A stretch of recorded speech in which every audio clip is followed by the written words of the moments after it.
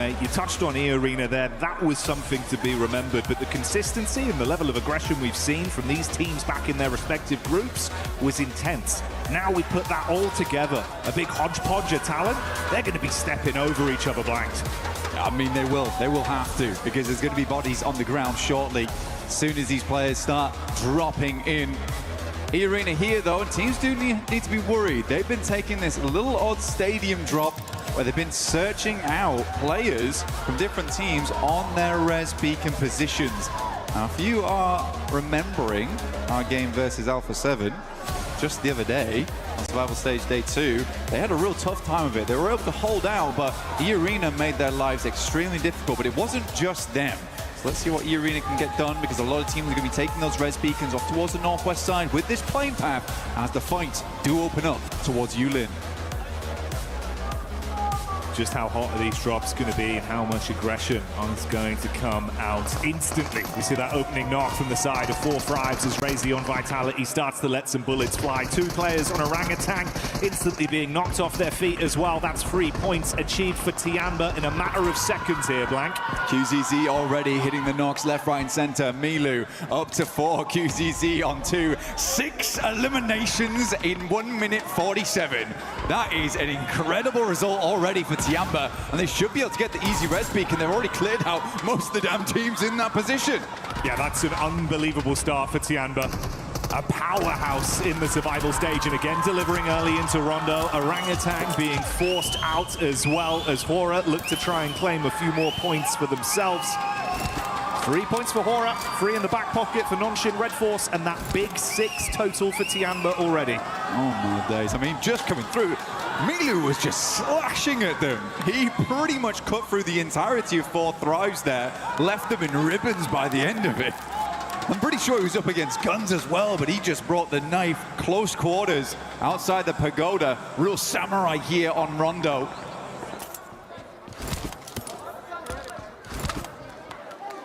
Start as you mean to proceed, it seems then, for Tiamba on today's games. Sleepy taking the clash back over to Zizzy there from Nonshin. Going to be able to force him out early. Nice. Oh, that's a great lineup, bud. Lord coming swiftly in with that one onto S2G. Gorgeous stuff here. But for S2G, got to chat with him for a little bit. My boy was actually getting a haircut when I was talking to him, but they were saying that they have the aggression, and that's what they're bringing here in the finals. It's what Ulf kind of lacked a little bit of. But for their Turkish team, they were looking to bring that aggression over in the group stages. They're looking to bring it again here. They've had a lot of time to study those teams, but Lost moves up and already is down. It's Kamikaze, the man with it all to give. 1 nade, 1 dream. Ooh. Good damn. Yeah, it's nice bit of chip damage on the peak. Oh, wow. Lord trying to lean into it, but the pre-fire back from Kamikaze on low HP will at least secure that one. Ralph goes in aggro, though, with the shotty and absolutely pumps them full of buckshot. Good stuff there. Solkay, at least at distance, is able to recall the team back into action. We do have a Western circle. We didn't get to talk about too much. Flash already has tops in that region, so Jiao Ting currently covered, but that place can hold a lot of teams late game. Aaron now coming against Win, bears them out, HP, but at distance, it's Milu once again. Tiamba up to 8 probably after this. This is the dream start for Tiamba. And Milu, the fact that he's got 6 individual eliminations alone, mate, he was just popping off back in the games we'd seen previously. If he feeds the hot hand and can keep this going throughout the whole day, good luck. This is the buffer that we were talking about. And there's no luck involved, but there is luck involved over on the Lucky Spin, which you can join in with us in-game right now for the 2026 Pmwc, for the exclusive 2026 Pmwc tournament set, which you can see on screen regularly in-game. Make sure to try your chances just like QZZ and this spray down with the S12K. We are looking at 2 eliminations per minute. Unreal reactions as well. Coming out swinging today. We know mechanically they're very gifted as individuals, but they're putting it all on the line. And hey man, that's the way to do it, right? We were touching on the fact if you can have a huge pop-off game on Rondo, the extra buffer of points from the sheer quantity of additional eliminations you can garner from this battleground, it's worth its weight in gold, especially in a 3-day finals environment like this. You got to get in there and get stuck into the thick of it, and Tianba are doing just that. Again, for Tianba, their biggest success in the survival stage was the fact that they started out so incredibly hot, where it felt like all the weight was off them a lot of times. At Milu making that 1v4 look real easy, I think that came from the fact that they had nothing to lose at that point. They were already in. They're just pushing a little bit further there. We haven't talked about it too much so far on the cast, but we do have Smash ruling this event. And not only does that mean that, yes, you can win technically game 2, but it also means the further you are ahead, the harder it is for teams to catch up to you to also get into that Smash ruling. So we are looking for more similar result to 4 Thrives as well as Vitality in terms of how far they sent themselves ahead in those rankings to make it difficult for any team to catch up to really engage that Smash ruling on the final day. Might be coming down to match 6, honestly. Yeah, it will be a fun little storyline to see how that affects things going into the last day of competition. How big of a barrier that'll be, and really if other teams will have to rise up to the occasion for it to even be a potential pipeline for them. That's one for the future, though, but now it's in the back of your mind. You have that context with just how much these early points matter for some of our squads. 2 sides that you touched on there, though, of course, being Vitality and 4 Thrives.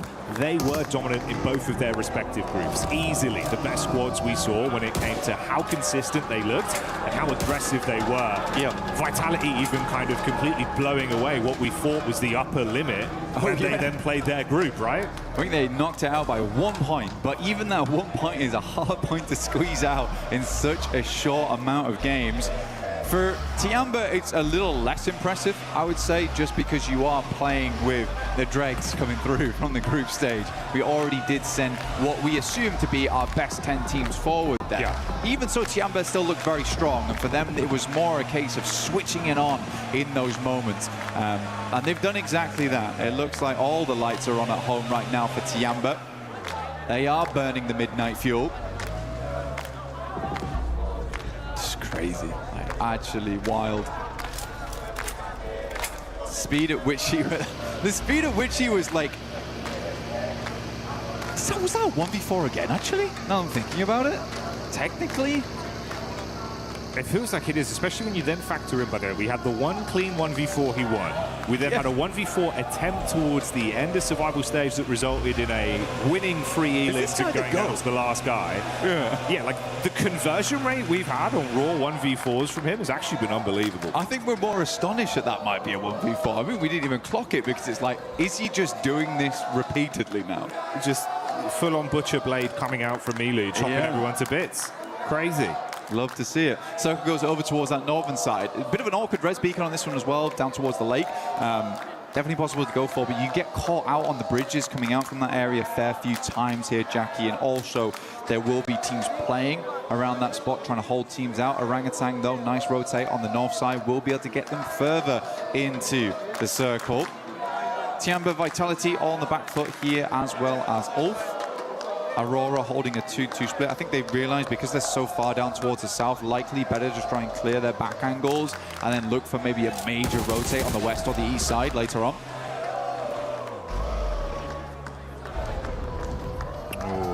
Shades of stadium for E-Arena, a position they'd love to play towards in a final circle, but let's see if they can win out versus Orangutan. Straight through the door, and it's easy cleanup on the opening 2 players. Arrow and Wizgod down in a matter of seconds. Back down to a duo once again. 4 Thrives taking down a tanky there as well. Leaves Orangutan just on one singular player, AKOP, who is sending for a res beacon. I think he might go far Bailey on this, actually, Jackie. I don't think he's going to stop off early over towards the lake. Like we said before, you get a res off there, teams know it's happening, they will hold you out. So he is forced to go for the long rotate. But honestly, for Orangutan, it's not terrible because they can just swing back in from that northern side, and it's fairly free with where most of the teams dropped off down towards the south. Yeah, thankfully he's got just enough time. Pulls slightly further out as well, hedges his bets. He goes up towards the top of the north side, going to get that recall in. See Vitality on screen here as well. Just the one elim to start us off with, Razy. I mean, you said it yourself, mate, doing your little special report on Vitality. Razak and Razy, that's been a hell of a duo. They're like the Cray twins, bro. You're just terrified when you see them coming at you. Yeah, you are. I mean, one of them bringing the double hammers as well. It's a bit of a nightmare, honestly, and they are always looking for a proper shootout. But it's nice to see Axel as well as Federales. I mean, Axel really astonished me. Because there had been so much talk about Razy and Razak, and Federales has also had a massive amount of tenure throughout the entirety of PUBG Mobile, but Axel was just swinging and not missing. So that's what gives me a lot of hope, and I'm very, very excited to see this team perform as this tournament goes on, just because of how good all of them have been playing individually and as a unit. Taking a look at Godlike, though. They're over towards that center side. I think Godlike showed us something different from their region. Honestly, they had some great aggression. I think they've been making little adaptations here and there, figuring things out as they go along. But genuinely, overall, we're impressive. We're impressive. They were second best inside of their group, only beat out by Vitality. And to be fair play. I mean, fair play. Vitality really did get in there, mate. You got a little crunch down the zone here as well, pulling further down. A couple big names amongst the dead center of it all. Godlike, as you touched on, 4 Fribes, Vitality, Enigma Galaxy as well. The representation from Aurora, another side that could have some surprises in store for us the longer this one goes on. Yeah, Aurora, they just seem to have this capability to choke in the finals. Yeah, that's fair. That's their major issue. Every single player on that team has greatness inside of them. It just seems to dwindle a little bit once we get to a finals. And we've been asking for that not to be the case for the longest time. And get to the point now where I just don't believe in it, which is sad. But they are consistently always here, and you can't really put them down too much for that. The fact they're in most of the finals is like, that's already a big achievement. Reefus, though, opening up over towards Yasser from Alula. Tiamba's cut out on that eastern edge. Now, there's a lot of these big pillars involved inside the circle, as well as Stadium over towards that northeast side, which is a bit open on the outer edges. It slopes down into it, so if you are here really, you can kind of swing past here. They also know this area very well. It is their drop spot, but 4 Thrives have beaten them to the punch here down towards their southwest from Stadium.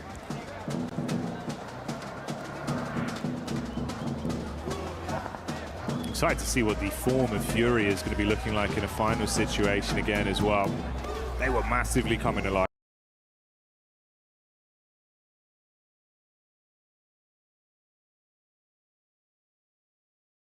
Dude, felt like it was way better in terms of the decision making. The communication was on point. A lot of the fights we witnessed from them. Igor as well, just playing so brilliantly with some of the individual plays. Feel like a whole new man showed up. We spoke about this big man though, and he's back on our screens again. Milu scouting around, seeing if he can get a line of sight potentially. Just playing close towards the geometry here at the cliff face. It's Ulf that aren't too far away. Eagle and Aching desperate to get some elims on board. I mean, man, every single one over on Milu and QZZ, but these guys are the fraggers on side. Aching a lot of times playing off the back of him. Eagle very, very good at playing that anchor style. Generally is the last player to go down. Plays that survivalist very well for them as well. Yeah, you're right, Furia looking good. Igor's, I think, was a big surprise. Yeah. They've got big names on that team like Chief, Ayala. Silence also doing a lot of good work. But yeah, Igor's was just really giving it to a lot of these squads. Now, we're getting in towards our later circles with quite a lot of damn teams still involved. We talked about Jaltin earlier on. It can house a ton of teams. It is uncomfortable to play in, and swinging from apartment to apartment is not always easy. And there's a lot of difficult windows and little places to pitch nades in. We can't quite get those full finishes on. So I'm curious to see how this will play out. I think it's going to be a little bit of a passive game going towards the end, but you do have to get in towards Jaltin. See over on the side of the stage, the Enigma Galaxy fans getting quite excited. But meanwhile, amongst the battleground, it's S2G that feel the hammer crash down on top of them from Nonshin Red Force. The hero of Hyunbin starting it out well. And only one man in last, forced to bail out and try and keep their dreams alive as he breezes out of action. There's Aurora as well, clashing against Ida Blank. I mean, Ida tried to get in on the northeast side, which I think is, at this point, a little bit too late. They got crunched in by Vitality as well as Aurora. I think you somewhat deserve that coming into this stage of the game. Joutin's still far on the western side, but because it's such a big amount of landmass with a lot of places to play, you do see a lot of teams confirming here early, but you sort of want to be on that end where Aurora is, Vitality, where there is those clear exit points across the road. A lot of other teams have to take something a little bit more unfortunate. Fourth rise though, Joker stepping up to the plate here, spraying through the smoke. There's one close. He's giving himself away though, Jackie. Yeah, this is risky, bro. IQ had to be so swift with a shotgun here. It's Joker just teasing them, dancing around on top of the rocks. So much damage already done to 4 Frives. This would be a hellish way to go down. And that's how they fall in our opening game. E-Arena. Arena down, but back on ball with Tiamba. Milu finding the first, as per usual. Scarface desperate against it, but he's just pushing up. Aching will find another shot. Solus is down. This is looking very, very bad for Ulf. And Tiamba puts up more points. Milu on a fat 7 so far. It's not going to stop either. They want even more. Squeeze whatever points they can get out of this one. Eren had to tuck his tail and absolutely bolt it. Finds a lone rock in a field and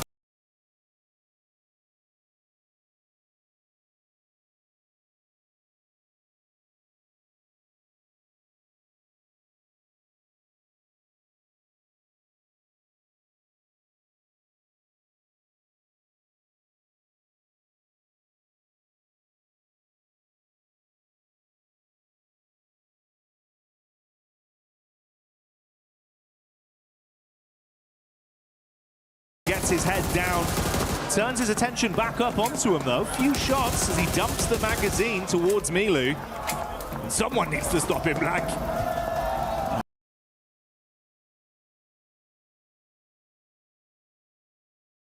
Milu is just out of control this game. You're right, needs to be leashed. QZZ still taking some damage here. I'm kind of curious from where. But if it's Fury, you're actually taking a couple of pot shots over towards them. Eren not letting up. Just about press over the top of that ridge side. They're going to take the blue for a little bit to try and deny those sightlines. They make their way over towards the pagoda. Just about in here, Jackie. Difficult spot to play. Curious to see how it does work out. Aurora, it seems like both them and Vitality have been tossing a couple of curveballs at one another. Well, Eren does find Eagle. Goodness me, still being a nuisance on that east side. Fair play, man. He's thinking, you want to try and ruin this for us on game 1? We'll at least make it uncomfortable. Force out the utility, see what he can scrap through onto them. Can't really make a move towards that recall, the zone coming in, and that's going to really crunch up away from all of them. Still dead center for Vitality. Yeah, Vitality's actually in a really good spot here. Like I said before, it does give them that capability to move out over towards that northeast side if needs be, but they also can crunch every single team on that western side. There was one player left remaining from Ida. It is Darkin. He is over on the eastern side of Joutin, just hanging out for the time being, but that does kind of save grace for Vitality, because they'll hear the shots immediately if someone tries to rock over towards Darkin, just give them a brief opportunity to reassemble and reassess how they want to play off on that eastern side. Replay here from Federales, just instant shots. I think this has been a key factor for Federales throughout the entire tournament as well. Reaction speed. He is quick with it. It was quick and on a disgusting angle as well, so good plays. Oh, Federales, no one clears it! Hello? He doesn't get the playoff! What? They turn around back onto it and Federales falls! What's gone on there? This is an insane push from Tiamba, by the way. They have practically mostly lived it. Only QZZ goes down. I don't know how Tiamba is here. They immediately scarpered from that south side, and they took the most bold push. I was like, goodness me, Vitality's going down. And I was like, goodness me, Vitality's going down to Tiamba, of all teams. Mate, this is lunacy. Milu's looking for the nade as well, wants to really commit to this. Meanwhile, the last man from Ulf goes down. They fall second into our first game. Milu priming the nades. Oh! Nice, good nade from them. hits it back.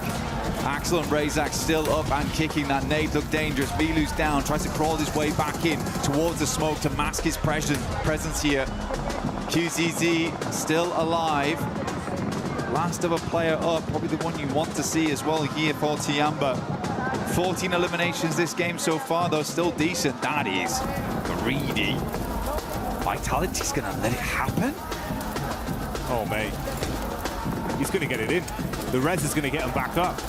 The insane bit was as well, it was the nades from Aurora from all the way in the back line that got that initial knock back over onto Milu. Vitality have just been caught in the middle of it all. Most aggressive game of badminton with nades being bounced over the top of their heads. Molly in round the corner, QZZ with a nade back. He's just going for it. Angle, good night! No way. Good night! The shotgun knocks them both out! This is what I can't believe about QZZ, because he's like, I've run out of grenades. You see so many players just step back and be like, that's it then. But he's like, if I can't do it with a nade, I'm just facing. I'm fully facing. Now Aurora, they're pushing on the sidelines. Can Tiamba hold 2 versus 4 here? It's a tough one. The opening grenade is not good, but Reefus is taking a ton of damage. Top bullet fight, at least find QZZ, and it seems like Milu will also go down. But 16 eliminations, a fearsome game, even going out in 11th. And I'm sure you can hear that.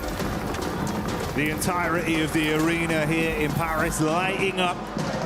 A spectacle to start here on game 1 of Rondo, and it's Tiamba that lead the charge. Now out of the running, let's see if anyone else can try and mirror their success with what remains. Flash moving over towards Aura. He's on the south side. They're kind of fighting for nothing on this one as well, because they need to leave at some point in the near future. Jiggle.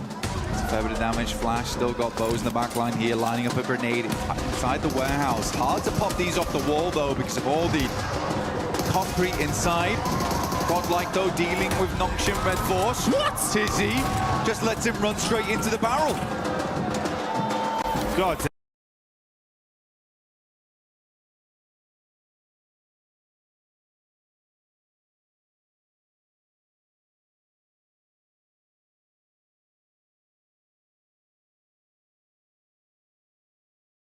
Now, shotgun straight to the cranium, blows him away. Godlike clap back upon from Schweppes in the distance as well, gets an angle onto him.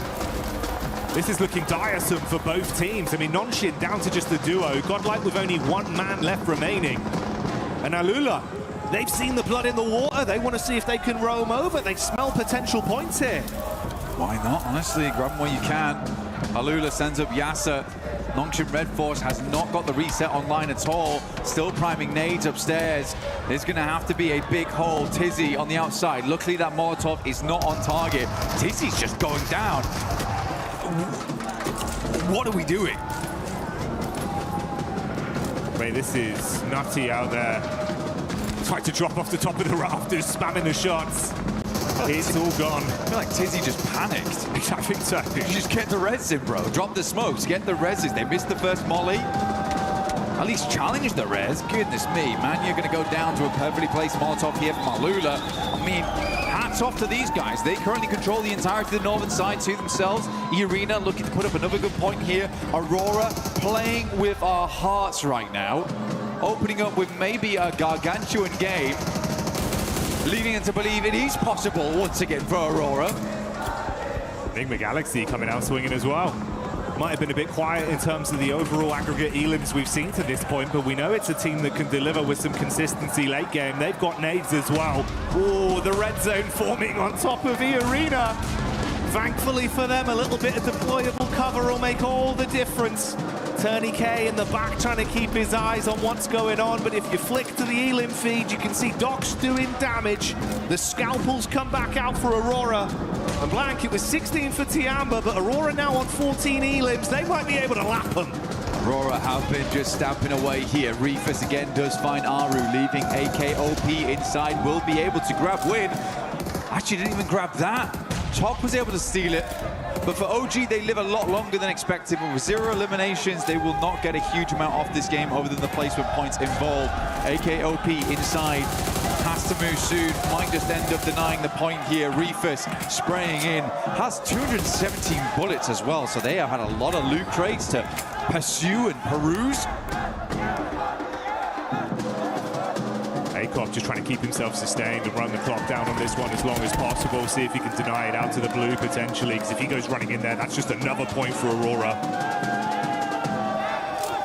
Just try and get an extra placing on this run, but I don't think anyone else is going down anytime soon. Still more. He's mistimed it. Yeah, unfortunate.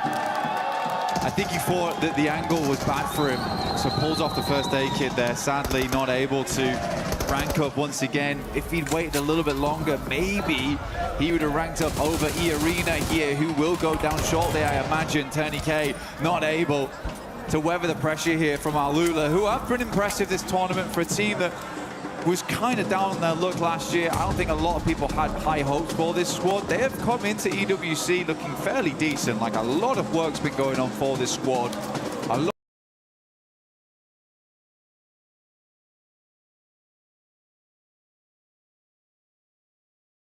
lot of practice in the meantime. But Enigma Galaxy up in top 3. A rocky group stage for them, but we're still able to grab those points, and I do attribute some of that to Coops. He is a nuts player on side.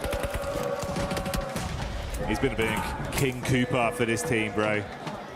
Wearing that crown with some of the plays he's making. He wants to slam down on the off-angle peak behind the vehicle here. Liye trapped, cowering. One by one, they eat the bullets and they fall. Huge step up for Enigma Galaxy, and enough time to fix their HP as well before any other fights are forced. The only solo player from Furia, he got just trapped in the ditch between our two teams that are going to scrap for the dinner, and Top finds that one for an extra elim. Just instantaneous shots coming through. So we're down to Aurora. Reaper swings very wide here over towards the northern edge. And hold both positions. An awkward angle like that could make them very worried. Has a little bit of hard cover here, but it is outside the zone. Going to wrap back, but at least got the info on side. Coops tries to hit the shots, has to go for the reload here. Going to go for another as he passes on by. Again, I do think for Enigma Galaxy, Coops is a really big deal. Not just on his own, though. It's the fact that Lord has someone to play off. Yeah. Lord is also a very aggressive player, but Ralph and Satan, they like to take it slow, and that's great, and it works out, but you do need someone else to move forward and bank off of one another. So for Enigma Galaxy, I do think this is the perfect setup right now for them. Joel will move forward into the smoke line. 17 eliminations on the game. A teaser, potentially, from Aurora. And we'll hold our breath for it. Ooh. Nice. Just unreal. It's greatly timed from Joel. The shrapnel hitting hard. He knows. Enigma. He knows, Jackie. Look at the lineup. Wants to get it behind the cover flare. Barely, but they bait him out enough. That's more chip damage. Coops on half HP. Molly. Could be good. Oh, this is annoying. This is very frustrating for Coops. It's really slowing them down. Giving quite a bit of time for Aurora to reposition off the back of this as well, because both the front targets have been distracted, discombobulated in the chaos. Thought it might be a little harder for Aurora to get back into the circle. They also know the north side's free after that original rotate from Reefus. Ralph had to go back up that angle. But they have all the knowledge in the world going forward here. They've opened up the full library on this game. A lot of nades being baited out here by Coops as well. He's down to 2 nades and 1 Molotov. Ralph actually being isolated from his off-angle peek round the backside. That's half his HP gone. The vehicle detonates in front of him. One Blessing, he's got a little bit more cover to try peek off of, but no easy rotation. Still the 4v4 here. Utility down to nothing on side of most of these players. It will just be a dry gunfight, and honestly, on top form, I do think Aurora beats them out on that. Coops and Lord, though, deadly duo. Prime at the 2 nades. Doc is up front. Is this the dockening once again? Takes 2 nades. Just will tank them. But there's 2 more coming, and I'm not sure he'll be able to do the same on the next. They both go wide. He's going to push forward into the smoke. We'll have to swing back, but one player goes down the back line. It is Top, and now Aurora's down to 2. Enigma Galaxy is making this happen. They're standing tall right now. They want to convert this one into a chicken dinner win on game 1 as 2 of Aurora's players buckle under the pressure. It's over. Ruthless falls. It's all down to the last man in Joel. They need to isolate the peak as he hits Lord heavy, but he's gone. Cut short. Oh, the Aurora is gone. That is insane. That is insane, Jackie. I got to eat my words on that one as well. I mean, for Enigma Galaxy, what a good game. Did say, though, Aurora do like to choke. The crazy thing is, it was probably the most fitting head-to-head of two teams we could have. Yeah. Similar contrasted play styles, the way they split off, confident in their 2v2s, the off-angle aggression, but I started to get worried, man. Pointing to the map feed, seeing Doc charging in. Slight timing on the nades, it all collapses. It's the docketing. It's happening Enigma again. 5, bro, just absolutely come alive on that one. Yeah, wonderful stuff. Actually wonderful stuff. I still think Aurora played that game very, very well, though. I think when you watch them in those moments, they are so clean on the shots here and there. I think it's just a little bit of a stumble towards the end there where you're trying to pull yourself out of those buildings. That is now we get something a little bit more normal. Opening plane path established here, whole way down the middle. down on that eastern side. Yaz open here for teams to move into. Gatka a little bit harder to get towards on that western side. North George as well as South George, probably possible. It's just going to be a little bit more of a long approach on that one. Vital is just out early. I don't really ever mind the Kameshki split, honestly, over towards Stalbert on that eastern side. You have a lot of position to loot. Most of the time you're not having a second team come over here, so it's just a really good position to get set up in the early game. But man, Tiamba, we didn't talk about them too much at the end of that game, but there is definitely fire in those bellies today. Because to make that push, to make that decision, to just be like, let's have a straight fight on the central compound when we're playing Edge, I don't know what's gotten into them, but I love it.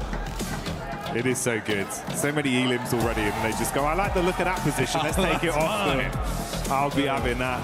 Fairly watery circle, mate. Starting off one of these. This has been a consistent trend, at least throughout Survival. We had quite a few very similar to this on our start. Obviously, a little bit worse for Vitality with a late rotate all the way down from Stalber with their instant drop from the plane. Yeah.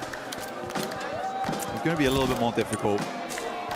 A lot of the rotational tools will probably be removed as well. So it is going to be a long rotate for Vitality. You are correct. That might end up, or probably will end up, creating a little bit more of a passive game for them, a slower game for them. 4 Thrives, though, loving life.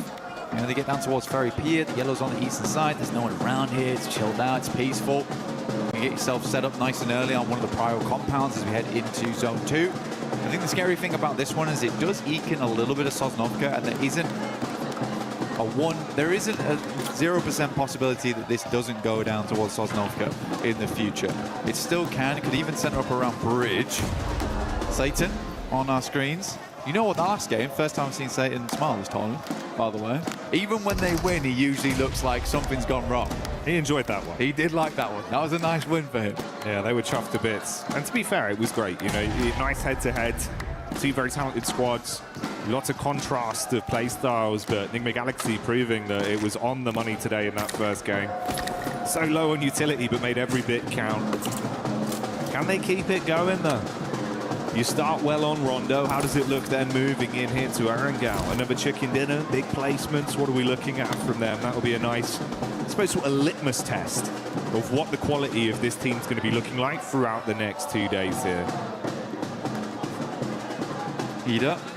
These guys kind of crumbled. They made the similar approach to Tiamba actually last game, but I think what Tiamba did very differently was they isolated the Vitality compound away from Aurora, whereas Ida kind of came from that north side and just sandwiched themselves. I thought that was a very strange play for Ida to make. I think most of the time most teams would understand that probably don't want to place yourself between those two squads or those two buildings. They're very popular in that location on Rondo. But I don't think Ida had done badly before. They had some really cool clutch moments, some super awesome 1v3s right at the end of the games. Like, they have what it takes to be a champion, but not like that. Or stop making silly mistakes.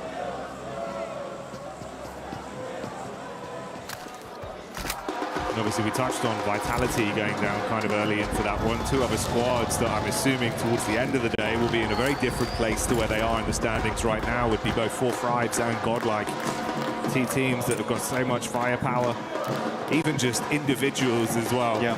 Valak gets some of that old form back out immediately, mate. You won't only see it, you'll hear it from the crowd. I mean, he looked happy when I saw him this morning. They're ready to go. He's got a little bit of a shy smile on him as well. Quite like it's cheeky. He is cheeky. It is cheeky. But even when I was talking to him yesterday, he seemed like he was ready and raring to go. The rest of the team all looked happy. IQ is in high spirits, which is very, very good news for the team. Be able to give that advice and those crucial bits of information, where the team wants to go, how they want to play it out. You need all of your team to be happy. Though I am kind of worried about Godlike and Orangutan. Okay. Not because of gameplay we've seen so far, just because this is a finals at EWC. I think for them, it would be unwise not to say they're under pressure. I think if you're a fan of both these squads, and maybe today looks a little bit rough for them, I would caveat with that there is a tremendous amount weighing down on them right now, being in such a prestigious finals versus some really damn good squads. I'm hoping they could probably get back into the run of it, like by match 3 potentially. But if it takes till tomorrow, I think that's fine as well. OG already still showing off that they have the rotations capability to make it happen. They got far into that late game. Not a lot of eliminations, that's fine. Godlike similarly, still that aggression in play. I like to see it, but maybe not where we really wanted it to happen during that game. I think it's also for teams like that, Blank. For our other squads that were forced to play survival stage, you've had to consistently keep grinding and keep that form on the go. Yeah, exactly. You come out from your group in those top team spots, you get a few days off, but that does cool you down a little bit. And the thing that's changed is what's going on behind us. The energy in the arena, the noise, the hype. They're getting excited because 4-5s have made the play. That's IQ with an opening takedown.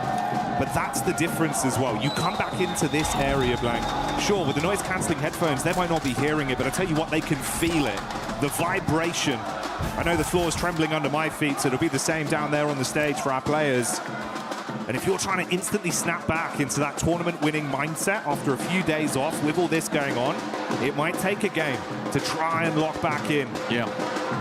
I don't like that, though, from Aurora.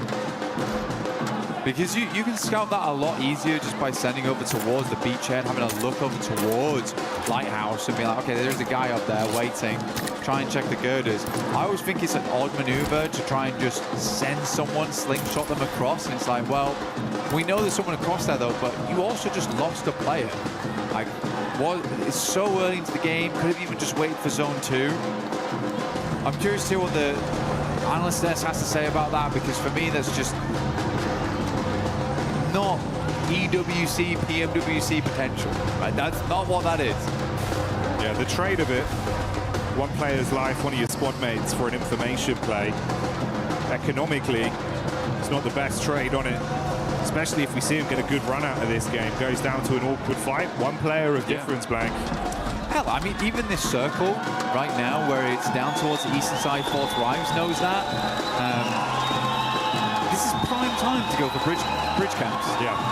Like, if this circle was further over towards the northwest, maybe you don't go for that type of thing. But I think this one, if you're Aurora, it shouldn't be a case of, oh, let's check if there's someone there. You should just know. Devil's in the details. And it paints a very pretty picture here for some teams. For Aurora, it results in 3 players alive in game 2 to kick us off. Flash also having 1 player knocked here. Zone crunching in. Yeah. Rich still in play. There you go, buddy. Thought that this might be the case. On a circle like that, it's very, very awkward on these types of circles, and it can center up around bridge across both sides, which is super unfun to play. Because now this really could go back over towards Sosnovka way. I'm sort of expecting it to head towards the northwest. But for Aurora, they're stuck now.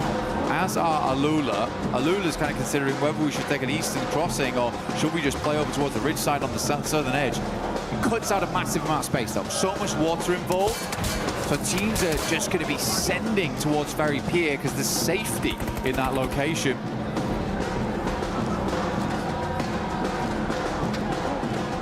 Vitality did thunderfoot their way down from Stolber quite quickly, so you can see there amongst the rest of the pack, everyone else attempting to forge a path into the zone, knowing that play space will be very limited with a decent chunk of it cut out by the water, and that bridge dividing either team from each other. The only two squads on the island right now are Alula and Aurora. We've got E-Arena on screen now. This is the POV of Joker. Tianba, though, taking the scrap towards OG. With God being hit very heavy. Trying to stay behind the trees, bro. Luckily still alive. Yeah, great zigzag. Able to stay out of dodge there for a second. He's very close to going down. AKOP actually challenging this. But man, A-King has been making a name for the DBS, right? You know, there's a lot of nerfs that came through. S12K became the more popularized weapon. Despite that, though, A-King has been consistently winning these trades with it. He's bringing it back in fashion. Seems like the horror fans enjoying this one so far, getting quite loud there. You see the banner flying. Haru.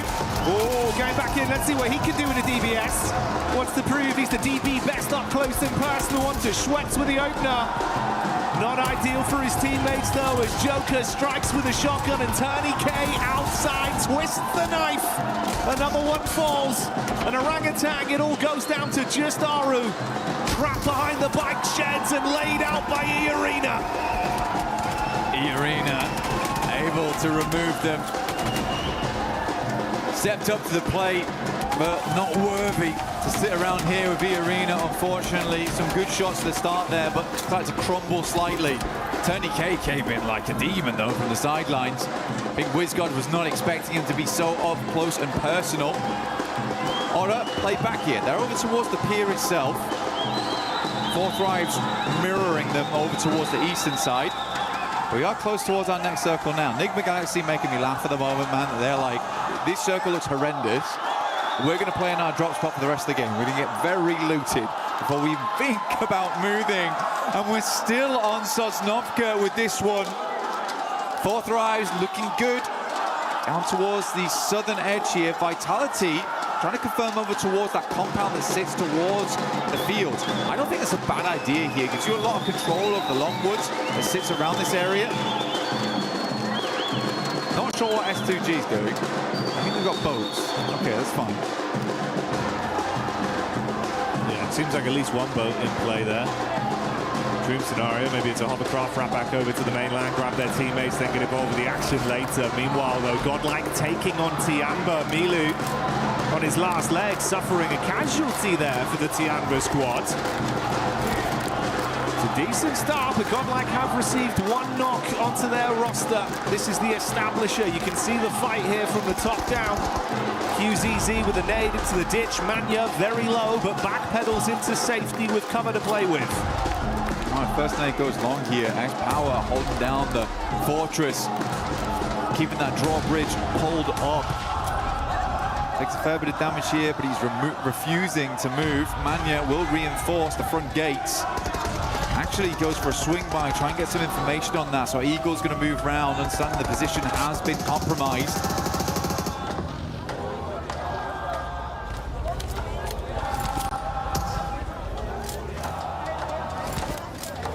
Slowly trying to take some space back. Faint smoke wall goes up. Ooh, only gets worse for Aurora as well. That's quick from Alula finding them. This was the other team that was on the island. There's now a third party that's joined them with that late rotation round from S2G. Looks like they did go back to grab the rest of the squad. Yeah, it was Kamikaze in the hovercraft. That's paid off for them to fight towards them. Ulf, interestingly, taking the hit over as well to Godlike. So that battle turns into a third party fight. If we Godlike there, quick swing around. Take shots over towards Ulf. For them, Ulf should be able to pick the players back up. They've got a good spot right now. It's not as safe as they might like it to be, but it is decently central. It feels like the circle's peeling away from Sosnovka at this point. They have very limited space to work with. Alula trying to make the cross. S2G, Hamzi at distance. Will find a shot over towards Aurora there, leaving them at 0. Out of the game early, 23 points is where they'll end. On a single point earned on this one.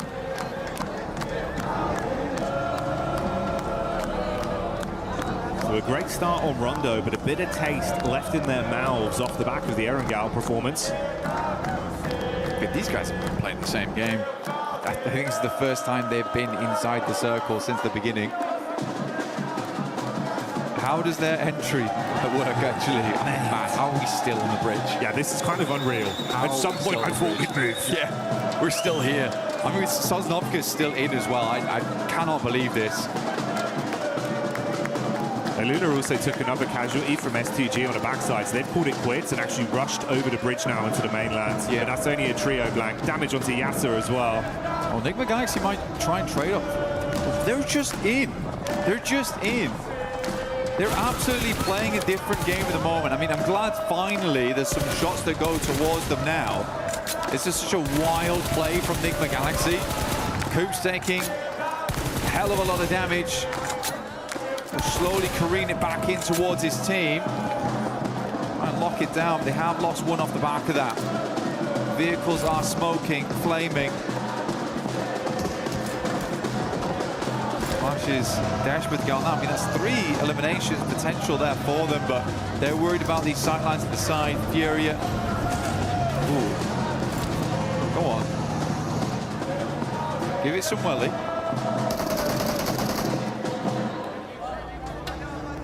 Tiamba doing Tiamba things once again. Tony K low on HP on the top floor, upside in the attic. Looking for an angle here, but Falak with the distant shot claps back onto Eagle. A-King gets a little bit high octane as he charges through the ground floor. Nade on the stairs. Mormon's cooking one of his own to bounce down. Godlike getting involved with the fight. That's Manya just outside the window. Big Papa Pump in his hands.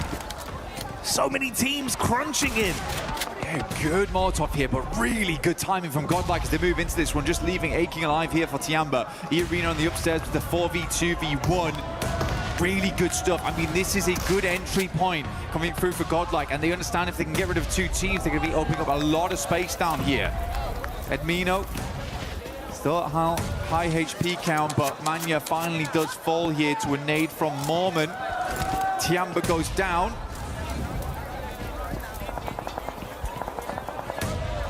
Smoke on the stairs. Mormon's going to clear it. Oh, straight in with the clothesline.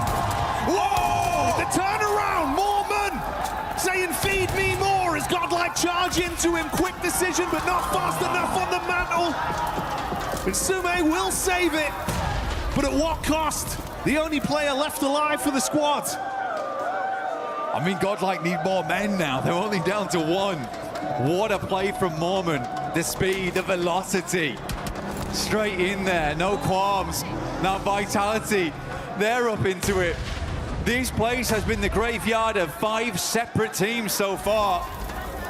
Vitality finally just come over towards the dregs. The funeral's almost over.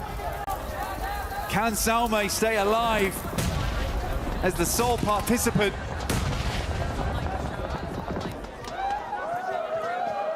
The Vitality a victim from the top floor. Or will they just be signing their death warrants on entry? Axel being shot in the back. A new challenger arrives. It's Hora in the distance as Jiggle is able to punish and soften them, leaving them with 3 players left. Sume still just guarding the stairs with a nade pin pulled. He's going to go down. Razak on a dive around the corner. He wants to punish him with a shotty and will find it. Really, really good job from Razak. I think you have to make that play in that moment as well. You hear the pin pull coming down, trying to get the res off. You're trying to go for the revive, get some respite in that location. So Razak goes for the risky play to keep them up as 4, understanding they'll need that amount of players to push through the next couple of compounds. They got Aura in front of them and 4 thrives after that. Alula down towards the south side. Circle finally moved away. Still a lot of water on this one. Beachhead as well. Ida, as well as Ulf, now going at it. Play from Ulf downstairs is knocked. They have 4 players up though right now. This is very easy to recover from. Well, it should be. Whoa, you run straight into that one. Catching as Ida try and clap back. It's good damage. but such an awkward setup between both of them. Casualties on either side. Scarface looking to go for the pickup play. Meanwhile, outside, Emre charging round with the SMG and denied out by Nongshim Red Force. Tizzy takes that one. Nongshim could push this pretty quickly. Ulf is not looking too good right now. Neither is Vitality. Flipping into action. They lose a vehicle. Razy and Razak try and get the buggy through the window, but end up dismantling through normally. That was a speedy rotate. I like that. You know, cut your losses. Moving through Aura as well as Fourth Rise is going to be hard, and eventually you get third party by one of them. You hear the engagement happening on the north, you send it. Now Ulf is in a very tricky spot. Cut between two strong teams in Nongshim as well as Vitality. Quick decisions and shades of the Vitality that we were so impressed by prior. Once again, back on our screens, it's only the one elim they've been able to garner so far. But they are licking their lips at the prospect of so much more.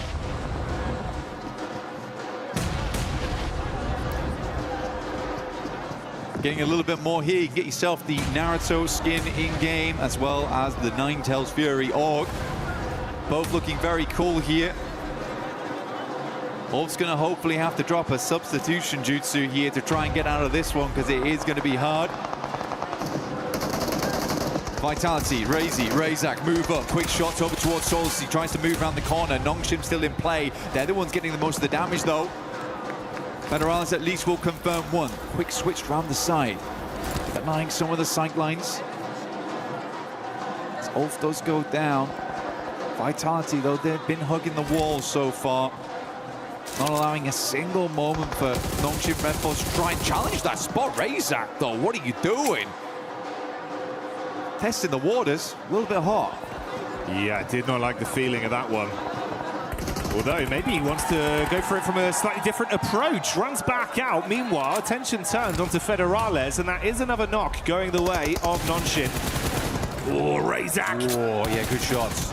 He's got so easy, very low. Nade right on top of him as well, following up from that. Oh, mate. Hyunbin with the instantaneous conversion. Now it's a raw 3-on-3. Luckily, they will save Federales, but he's got to top himself back up. I mean, Razak understood the idea. Now tries to get up towards the wall, create a different angle to deal with.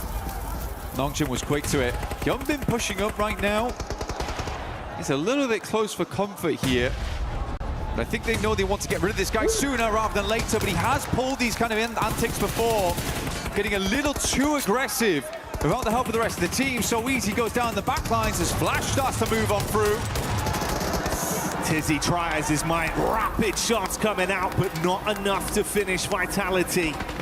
The end of Nongshim Red Force, but it does leave Vitality slightly weakened. And Flash, they are next in line to try and keep them pinned here, knowing eventually they'll have to move.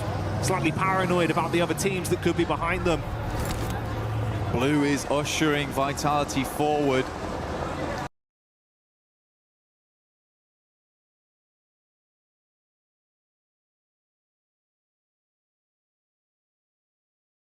Swinging in on the same angle as Flash. How will they make this work? S2G, you were right. You were actually right. They had two hovercrafts in play. Being able to keep both of these alive all the way through to this end game is giving them a lot of pressure. Lost isn't quite able to get it up, though. And the hovercraft is stuck on the side. Yeah, just about. We'll take it. I mean, they're just letting it happen. Come on, bit more gas. Got to give it some welly. His teammate's taking a fair bit of damage, but with that added armor of these big hovercrafts in play, if you say like this, man, if you can get them into the zone, there could be a lot you could do with it late game. I'm surprised the Lula have been able to guard this for so long, make it look uncomfortable. Nade after nade as well, just trying to soften them up. Vitality do move over to the side. They're looking down over towards Fourth Rise. The shots are pouring in. S2G, they brought repair kits as well with them. Got the blowtorch in play. I mean, that's bold. On fire. Get out. Falak down. Aura, no fear. Drops them all up top side. Looks fairly decent on that one. Airburst are slightly too far. This is some comedy. I'm not gonna lie to you. Okay, they should be able to clean up from here at least, as long as there's not any more mistakes. It's damage done onto Solkay, but they do hold on. Shut down Alula. What was that? Bit of a weird one. It was a weird one. I'm glad you picked it up strong, though, because, I mean, it is an important fight. It's just interesting. Vitality go down in the meantime as Flash continues to push the advantage. But it is majority of Fourth Drives doing that damage. Enigma Galaxy, after their strange approach from the early game, now going out slowly but surely, just Rauf as well as Lord. Flash has been all over the place so far. Next circle will pull in, stage 7. Fourth Drives have been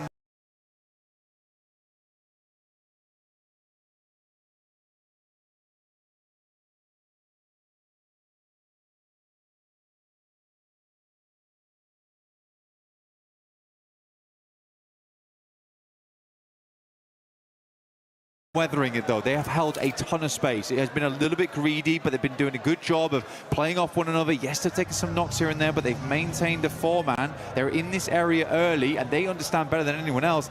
This is a game that they should be doing well on. I don't think I've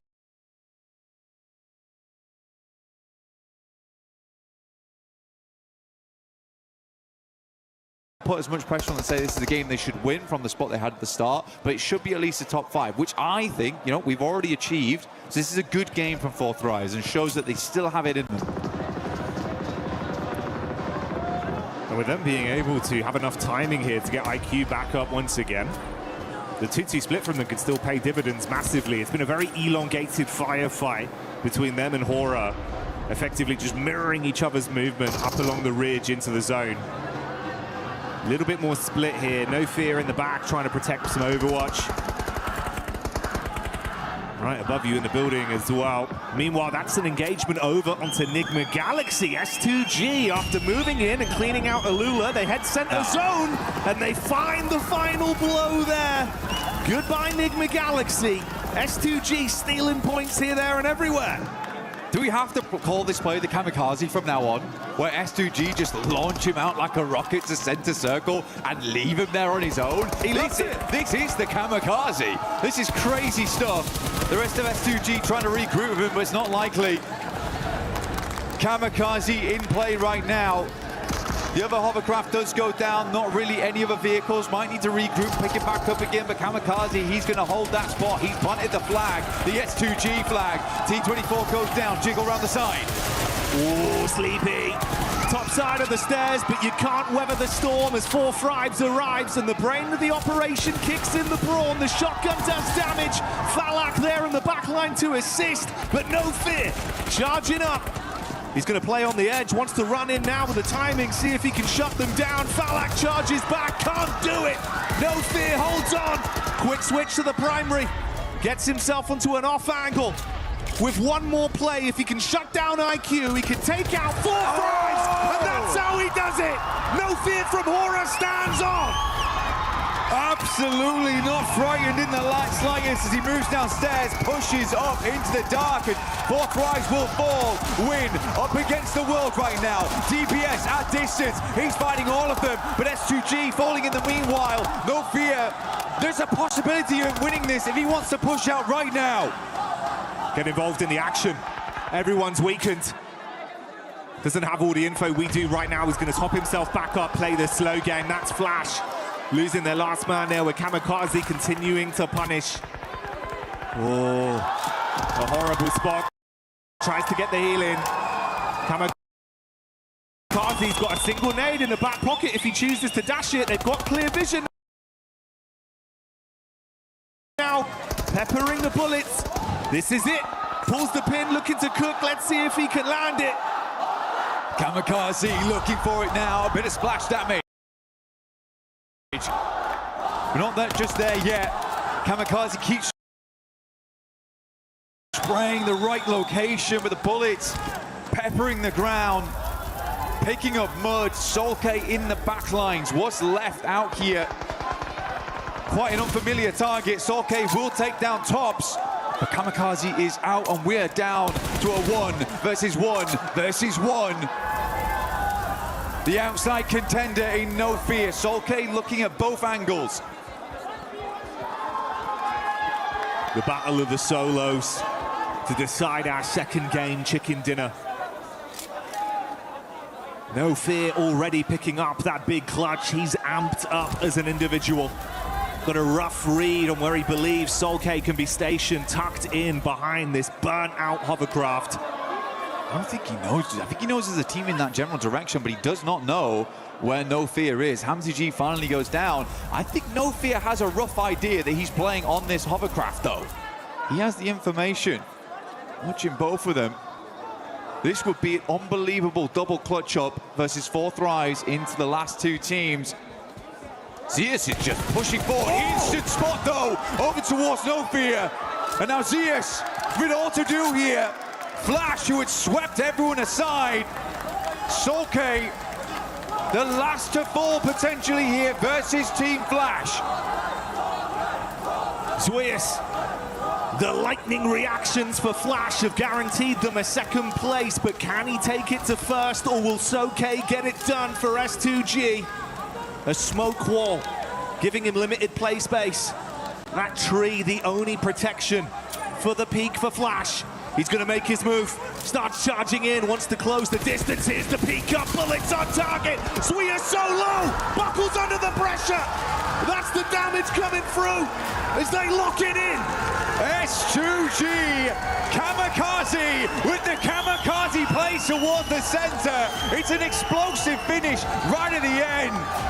But Solkay steps up, a lad that's been in the esport for the longest of time. He's still got it in him. Feeding the crowd energy. A celebration in unison for the nation as they pop off on that one. S2G locking it down and everyone's living it up. And it's all in the name because it is all gonna be okay at the end of the game for S2G. They had a lot of confidence coming into this one. They look good on the stage. They look good in the game. Is this the S2G comeback that we were looking for?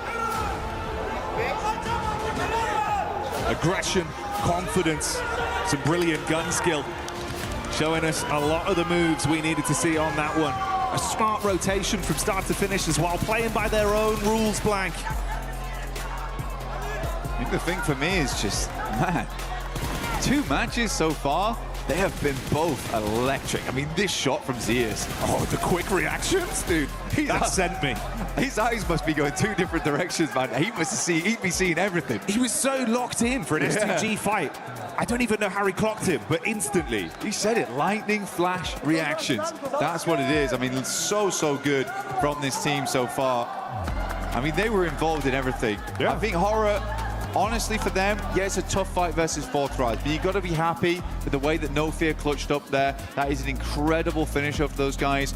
Yes, Horror had a good spot on the sideline, but it's so many teams constantly pouring in, cycling out time and time again.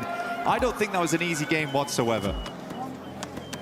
And you can feel it looks a little bit different with this lobby compared to what we had in isolation in groups, right? Yeah. Everyone's so much more quick to the punch, a lot more early contact.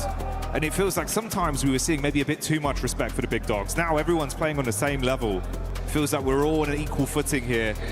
And they're giving it their best. It really has changed the dynamic. But let's get down and hear from Kalaris himself on the stage about what they have to say. Thank you very much, Jackie. Yes, you can cut the tension with a knife here at the moment for our first 2 games. And I'm here with our winners from game 1, of course, Ralph from Nigma Galaxy, to talk to about them. Some of the games that have happened so far. So let's talk about that first game, in that late game against Aurora there. What was your anticipation as a team? Did you think Aurora had maybe moved a little bit earlier? Or talk to me about the late game and what you guys were experiencing. I mean, we didn't really know. We didn't have much info. But we just played it slow. We took our fights that we need to take, and we just secured the win at the end. I mean, it looks good at the end, right? Of course, getting that many points off of a Rondo. Not a bad start at all for a grand final like this. That second game, a bit harder, I think. Yeah, second game was a bit harder. I mean, we have a team hot dropping us, but they're scared to fight. I don't know, they're camping. So we'll see in next games what they do. I was going to say, were you surprised by that? Because it was in the back. We were a little surprised that they were going to come your way. As we've talked about multiple times, it's your territory. So what are they doing? They know we won't change, so they're just wasting their time. And They're coming to fight, but they don't want to fight. So I'm really confused right now. All right, well, thank you very much for joining me here, Ralph. You heard it out there. Ida, he's got his eyes on you. Name's blank, and I've had 4 coffees, and I'm testing my reaction time right now. I'm Hot Jukes. I just had a massage, and this is my reaction time. Let's get it.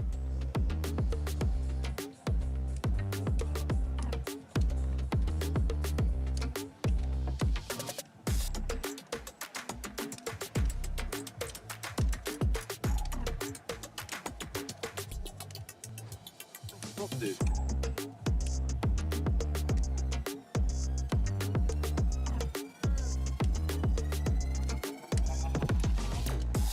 I'm in the room.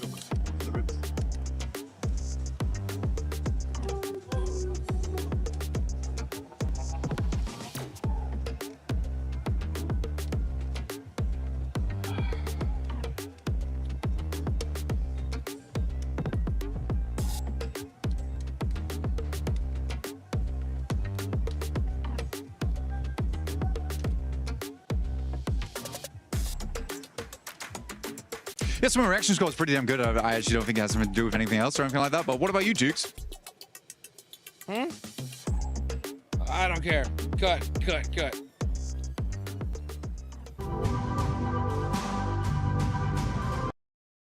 From that one here.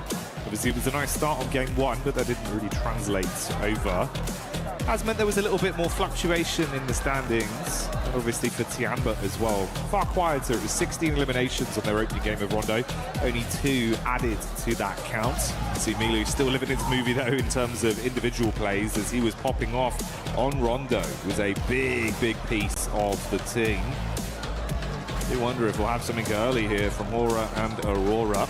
And where's that zone gonna go? We've had some wacky zones this LAN. It's been kind of crazy. Yeah, most circles have just been very strange so far, very awkward to play. And we had a couple towards the end of survival stage, which I think I was quite grateful for, that were more normalized on Erangel at least, where teams could actually play out their games. Enigma Galaxy versus Ida. No idea why this is happening, by the way. It's actually very strange. I'll explain once it's done. I mean, Kalaris already went over it in the interview, but the context is crazy on it. So Ralph with the M249. There's some good shots done. Actually, Enigma Galaxy doing quite well here, but already losing a player does feel bad, and it being Coops is even worse. Taken on the side. Lord hits some shots with Abacan. It's back and forth here. Swain last left to face. Ooh. And Ralph will get it done with the M249. He's screaming! He's up, he's standing up. Give them large for that. It is absolutely insane that they continue to come here. For context, Enigma Galaxy has dropped in this location for years upon years, and they say it every time. In fact, they actually say it to the crowd and to all the players, we will never switch our hot drop, so it is never worth it to fight Enigma Galaxy inside of Pachinki.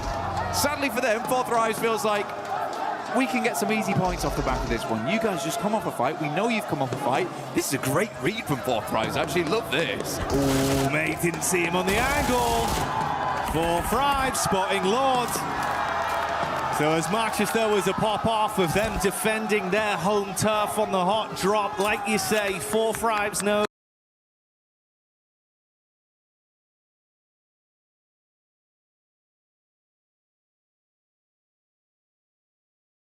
you're slightly weak. They'll look to get in there, twist the knife, and completely knock them out of the game, denying any more points on this.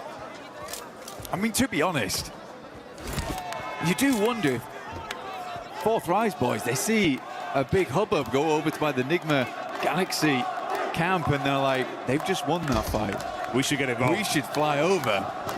Oh, cheeky work, but you got to make the point somehow. Ralph with the M249.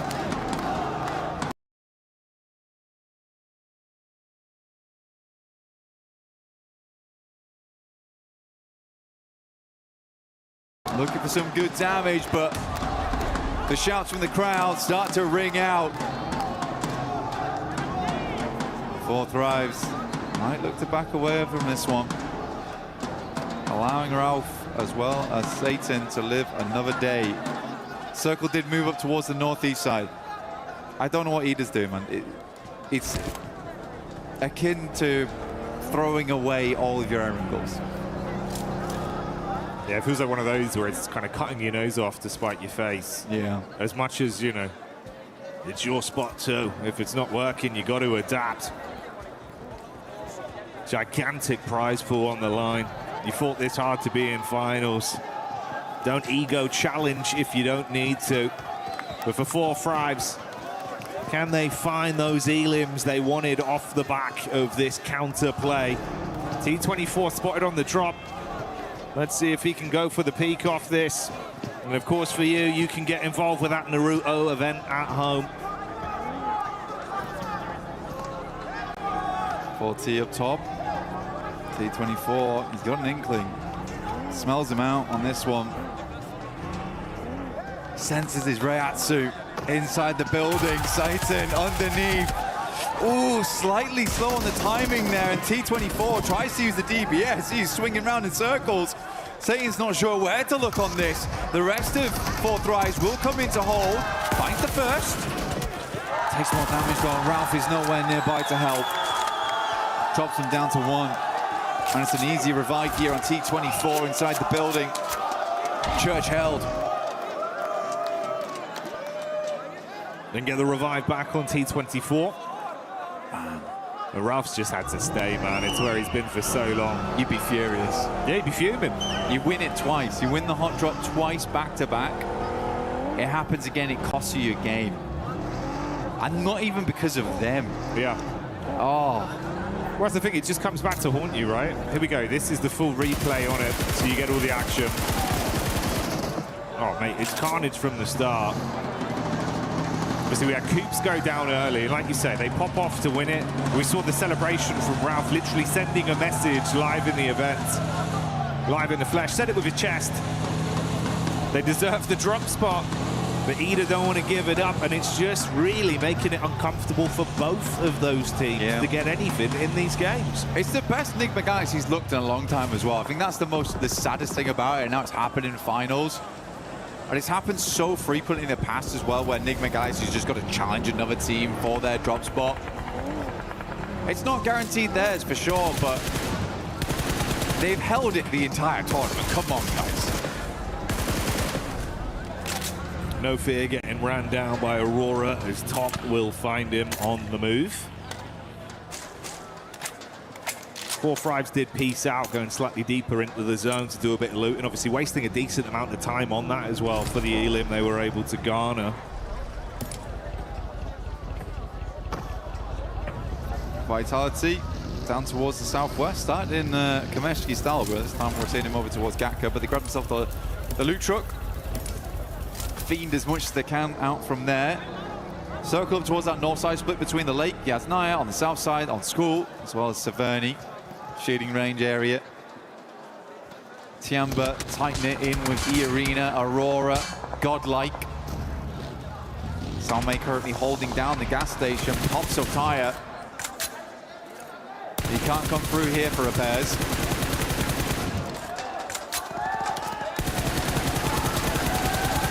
He's got more bullets though. Yeah, only 18 left. One in the clip, 17 in a hole. Let's see if he can turn some bodies cold on this push-up. Top gonna drop down back behind the car. So Aurora taking a fair bit of damage. More reserve taps now. Got to find himself some ammo to play with. Switch it out to the Tommy just to keep the pressure on them. Suppressive fire. Spraying it through, cutting the grass, but not quite finding the shots over towards the players. Next circle, 10 seconds roughly on this one. Aurora still figuring out where they want to play. Probably going to be a big old retreat here out. Migrate for a lot of squads. Hard shift potentially. No, actually. Very, very kind. Up towards that north side. Obviously, Lake is a bit of an awkward one to play around. You're going to see a lot of people playing on the rocky outcrops. The staging that goes up towards Stalba. Big old mountainside. There is also... Never mind, it's horrible. I lied to you. It's not great. You got the field down towards Yasnaya too, so there's not a huge amount of fun spots to play in. You have to decide a rotation in now and quickly. Do you wrap on the north? Do you wrap on the south? Because you can't really change that as time goes on because of Yas Lake. Mormon from E-Arena once again, being able to throw out some big uppercuts. That's back onto Aurora. So single knock there. We have the Tianba POV on rotation. Getting themselves into a fair place so far. Mormon keeping it going. Ooh, that's Vitality as well, with Razy hitting a very big blow back onto Godlike. A lot of fights breaking out across the battleground, individuals being knocked. Ulf coming in with some show-stopping rotates. Oh, right into the nade. WizGod had that one ready for him. Got it primed. I mean, for Ulf, Aaron comes in swinging. But yeah, got shot down very, very quickly there. Scarface looks to send a nade, but I don't even know if I think it's worth it anymore to go for this. Ulf's deep on the south side of the map. Need to swing back further up in Yazway. Alula instantly takes up the cliffside. Aurora decides they're going to go loot Severny. I mean, to be fair, they had taken quite a fair hit earlier on. Spent a little bit of ammo. Potentially some of the vests are starting to wear down, some of the helmets. Get some resets on that before you get moving.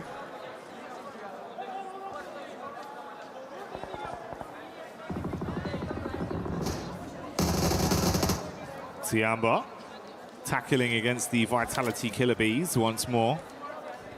And it's Milu that's already showing that consistent form. Putting himself up to 10 elims on the day, I believe, then after that. Nice start for the first 3 games. Milu keeping it a little bit quiet, though. Now playing a little bit of a split on this one. They've got Eagle a little bit further forward, perched up. Over towards Aura. Very much slowing down now at the halfway portion, Jackie. Trying to maintain some of that lead because some teams have struck out in a big way. I mean, Enigma Galaxy absolutely 30 points right now. Aurora at 26. They were able to earn 3 after that last game. In the first, I think they were got 23 on that one. So last game was a bit of a dud. Hope they can find more of this one. Centers up over towards Tiamba as well as Aura. So those 2 compounds there are going to be a really big deal. Aura actually has the high ground this one, the plateau that surrounds them. Very nice to be able to take shots out towards teams as they push on in. Sadly, Alula's much more high ground spot gets pulled off. So you're going to have to move over towards that western side. Yasser pulled away. I like this move from 4 Thrives though, Jackie. This is good. 4 Thrives still looking pretty nice in some of the encounters we've seen individually. Another roster we know that could be very explosive. Let's see if they can bring the boom on this one straight up towards the setup from Alula. Quick on top. Got a pump action in the back pocket ready for it if they can close the gap. Bit of overwatch from R3B on the top side with Claws relatively close to assist. Fast reactions onto the position of Falag, but the shot's not connecting. Falag taking a little bit of damage here, down to half. Claws as a nade though, it's not the craziest of sends on this one. Good bounce on it, actually. That would have been on target if he hadn't moved. I mean, Falag just takes the time. Here's the arc on that one. So I don't want to have any part of it.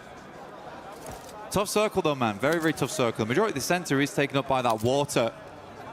I actually do really like S2G's position. They're playing over towards those compounds that sit just a little bit east over towards the lake itself.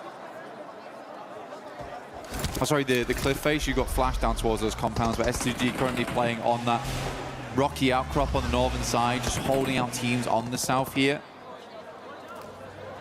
Tiamba's actually even going to crunch in towards that little bank.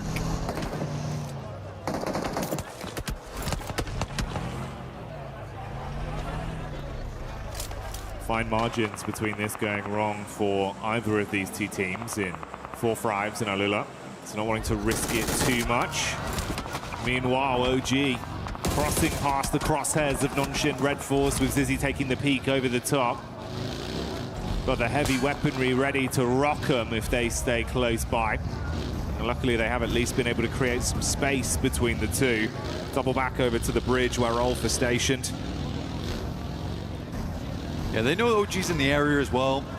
See, Aaron struggled versus them earlier on his flying maneuver into the gas station.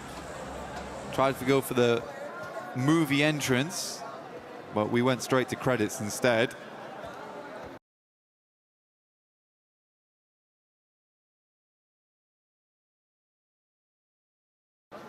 Yeah, Ulf hoping to hold them on the bridge side. Next circle, though, I'm feeling the pizza slice here over towards the west. I mean, Aurora currently have a really strong position on it, and we do head over there, in fact. But it's like a case of Aurora holding the central spot. They have a lot of 360 vision, but it's very open, Jackie. This is a very, very open area, a little bit unfun. There's quite a few radio towers and the square concretes that sit underneath them that end up being like where you play. You literally just lie down next to them, try and set up vehicles. You can see Vitality already sending over. But this is quite a nice spot for Aurora. It's a tiny bit of hard cover, a little bit of a crescent lit behind them as well. And that's the last man for Enigma Galaxy, and Ralph trying to stay alive for as long as he can, but finally falls to S2G. S2G possibly being collapsed upon as well by Four Thrives. They fall next. Yeah, good fight. Very good fight from Four Thrives.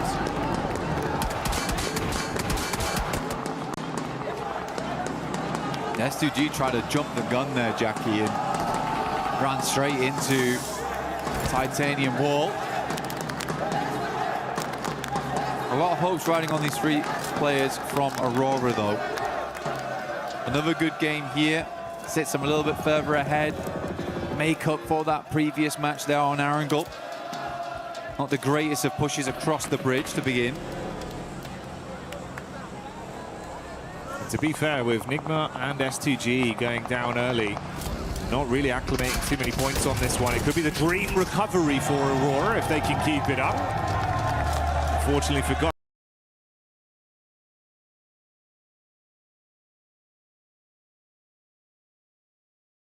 Like Adamino unable to withstand the hit that is thrown towards him. Furia will get their mates back up and live on to fight on this one. 4 of our squads out of the running into the third game so far. Nongshim on that south side, actually trying to push on in, but there's quite a few teams there. Nongshim's just gonna barge over towards OG. A Tanky's already down. Another nade towards the backside here. Good damage from Hyunbin, as always. Looking very, very strong. Hits the deck. Good dodge on that. Second nade's a bit stronger though. Aru now needs to get back into action. The rest of Nongshim Red Force lagging behind as Flash still continues to create a little bit of a nuisance for them in tops. It's back and forth blows, but Orangutan still being able to withstand. Uncomfortable for Nongshim, actually, man. Yeah, that's a nice flick back up towards the Wizard Tower, and it keeps him pinned in position, so he can't provide too much overwatch. He's in a bad spot now. I mean, no position to help the rest of his team.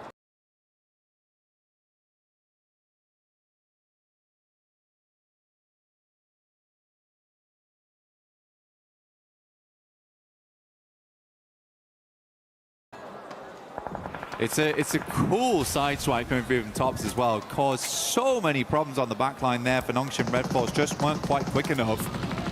He's going to have an even deeper look into this one. He wants to get up close and personal, investigate. Potentially some more eliminations here left at the crime scene.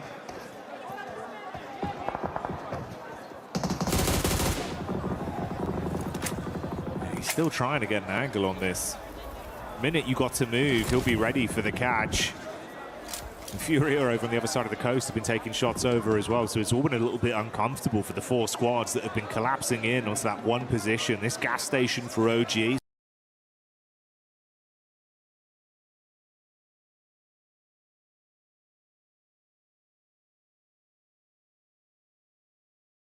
Somehow being a very formidable defensive area. Oh.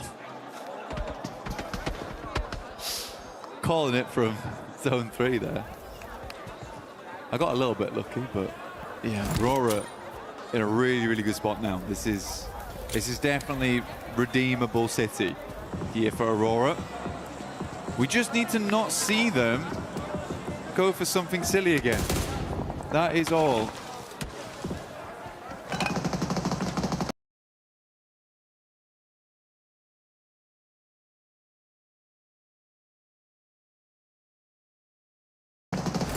Yeah, just keep their cards close to their chest and be able to close this one out with some good plays. To be honest, mate, that is kind of the dream with what we saw off the back of this game with the other squads above them falling out early. It has presented that opportunity, and like you say, if they can grab it, you've recovered from that. We can all forget about game two. Everything looks good for them, and they'd actually be on that podium spot in first place come the end of this game. But that's still in the future. Still a lot of other teams that could potentially look to upset them.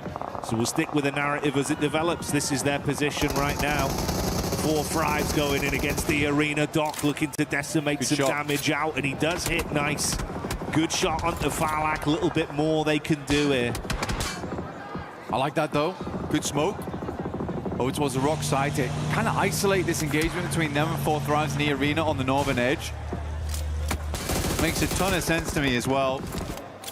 That vitality location is going to be a real problem for you. That's a long nade. Ooh. Actually hits on target. Great damage, and they just keep on pumping in. 4 Thrives are out. Bloody hell.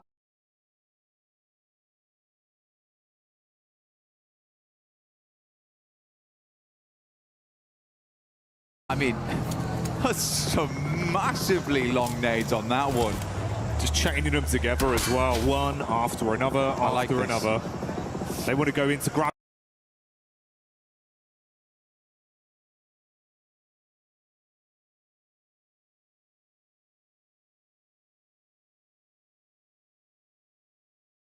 The bits.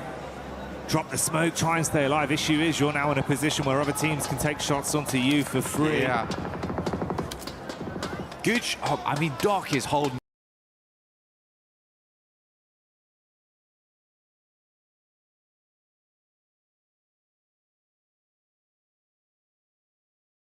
on. He's holding on. I think he's got that mentality where it's like, well, I'm sorry guys, I ran out that time. I will play anchor for the rest of the day, and I will keep you lads safe. It's a good shot over towards Silence. The rest of Fury need to re-angle over towards it, but it takes a gun away from that western side. But Aurora had to do that. They had to push over towards 4 Thrives. They knew that it's not likely in the near future they're going to be getting many more death crates, and they need that util. They need that ammo to carry on inside of this match. Tiamba, though, looming off in the wings. Had to restock and get themselves ready for what's yet to come. Tiamba, they've been doing a pretty effective job of harassing a lot of our other squads from distance as well throughout the past couple minutes, keeping pressure on them. Playing a little bit safer here in their setup. Window peek with good eye line onto some of the other teams. Scarface on the long wrap around back up the coastal ridge over towards the bridge side. Going to be coming in from the back near Vitality and Flash. This is his angle on the move. Ooh, spotted out.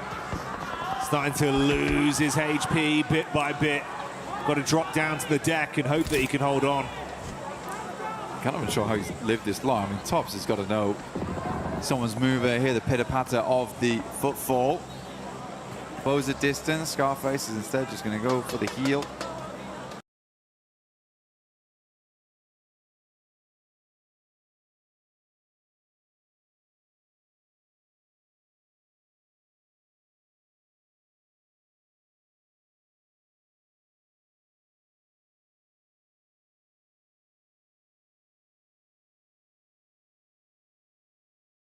Tops pulls the pin. He should know. It should be right on the edge of the blue here. Good airbush will do the trick. Ruins the amount of healing that came through there. Aura from the sidelines, though, will get sleepy. And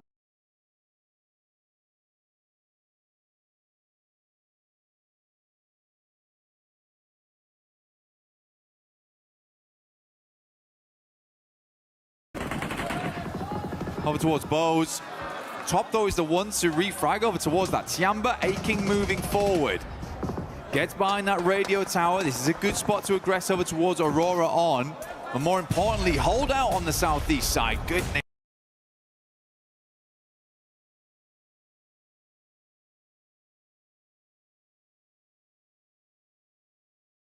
nades again. Goodness me, Aurora's having none of it. You feel the base on that one. More coming as well. Airburst over the top side, trying to arc it round the corner. Ooh. Eagles crossing his fingers, hoping the smoke is enough to get the pickup play back on A-King to stay alive. I wonder if they're going to push this, Jackie. I mean, with a molly, you could. You get the spread on it, just try to follow up off the back. You know they're weak. Oh, man, I think they just wanted to get the flush, at least, but not meant to be. That's a lot of nades invested there for basically nothing. A-King's going to send back one of his own. Now they're fully set up over here on the radio tower. Molotovs, maybe a bit more damage done. Chip damage from the nades should be good enough. So start to bombard now. They're splitting the difference on these ones. They know they have to go for one side, and it is over towards Dog. Survives the first blaster shrapnel and should survive the second. So many nades though. And Doc, although the shrapnel hits him in the face, he takes that peek and shuts one player down once again. 6 nades thrown out for no real follow-up from it. So it goes both ways for either of these two teams. Top with the instant adjustment back over onto E Arena. No, he's being collapsed upon from 2 sides between this team. Shreps now. Get the res on of E Arena. E Arena, you know, actually haven't been too bad. I think for the points they currently have, it's 19. But they've been consistently up towards at least the top 8 every game. Vitality still taking more shots here. Tiamba is the one to take down Tops. Tiamba's playing as a 4-man, and genuinely the way they weather the storm here versus Aurora, they have a place to play inside the circle going forward. It's more about dealing with the couple of players inside of that shack right there, and it's hard to line up those nades past the side. Always have that angle of Doc to worry about. He is so critical to his other 2 teammates living. Schweppes with a bit of a forward scout play in the buggy. Reading onto it. QZZ was knocked towards the backside. Thing is though, they've been here for so long and they've invested so many nades, so many bullets that they're starting to run dry and can't actually push out to get themselves anything. Availability of crates becoming an all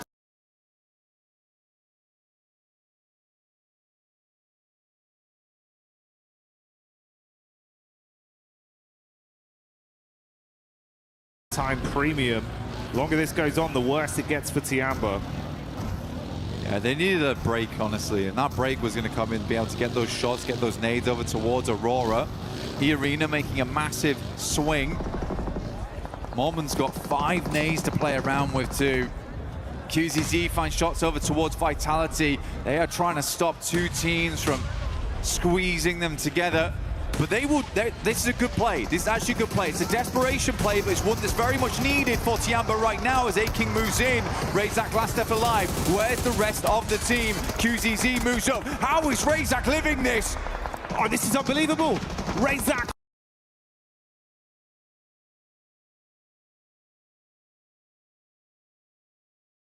Raising hell amidst the chaos as he stands strong to punish back. Vitality looked like it was all said and done, but they pop off on that one against Tiamba's clash in, knowing they needed to shut them down to get themselves any sort of ammunition, any kind of supplies to play on. And it does not work how they wanted. Wild stuff. The arena now. Send some nades in. Joel's the first to fall off the back of that. They have just played this game nice and slow from that northern side, trying not to get too involved in things. They've been saving up these nades for that end game. Mormon will move in and just completely cleans them out. This guy's been unbelievable with the S12K today.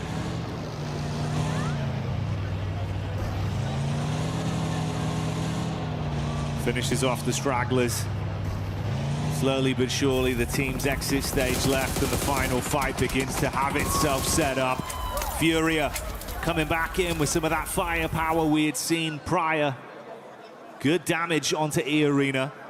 It's Tony K that's knocked behind the hard cover. Joker looks to wrap over to see if he can save his mate and put them back into an equal situation. 3 versus 4 right now. Schweppes warding off Ayala. Igor's Mormon still coming out strong. He wants more on the game, and they are delivering. Igor's down, big player on the squad. Now it's time for the likes of Ayala as well as Chief to stand up tall. E-Arena, they saved all their potential up for that late game, though. We saw how much ammo they still had more, how many smokes they still had remaining. His team basically played this one out for the chicken dinner. For E-Arena, it's sort of not worth it unless they get the chicken dinner on this one. The amount they saved up, 5 nades still in the hand of Schweppes. Getting a second place is nice though, but yeah, it's this open ground, disgusting to work with. Furia is lining up for a big old bombardment from E-Arena in the near future though.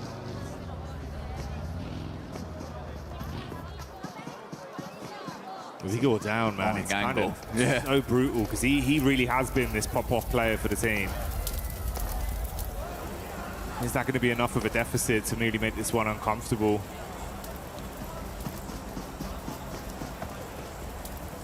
But Igor, he's just providing all the information back all the time. Chief moves up over towards the loot crate. The nade has to be invested.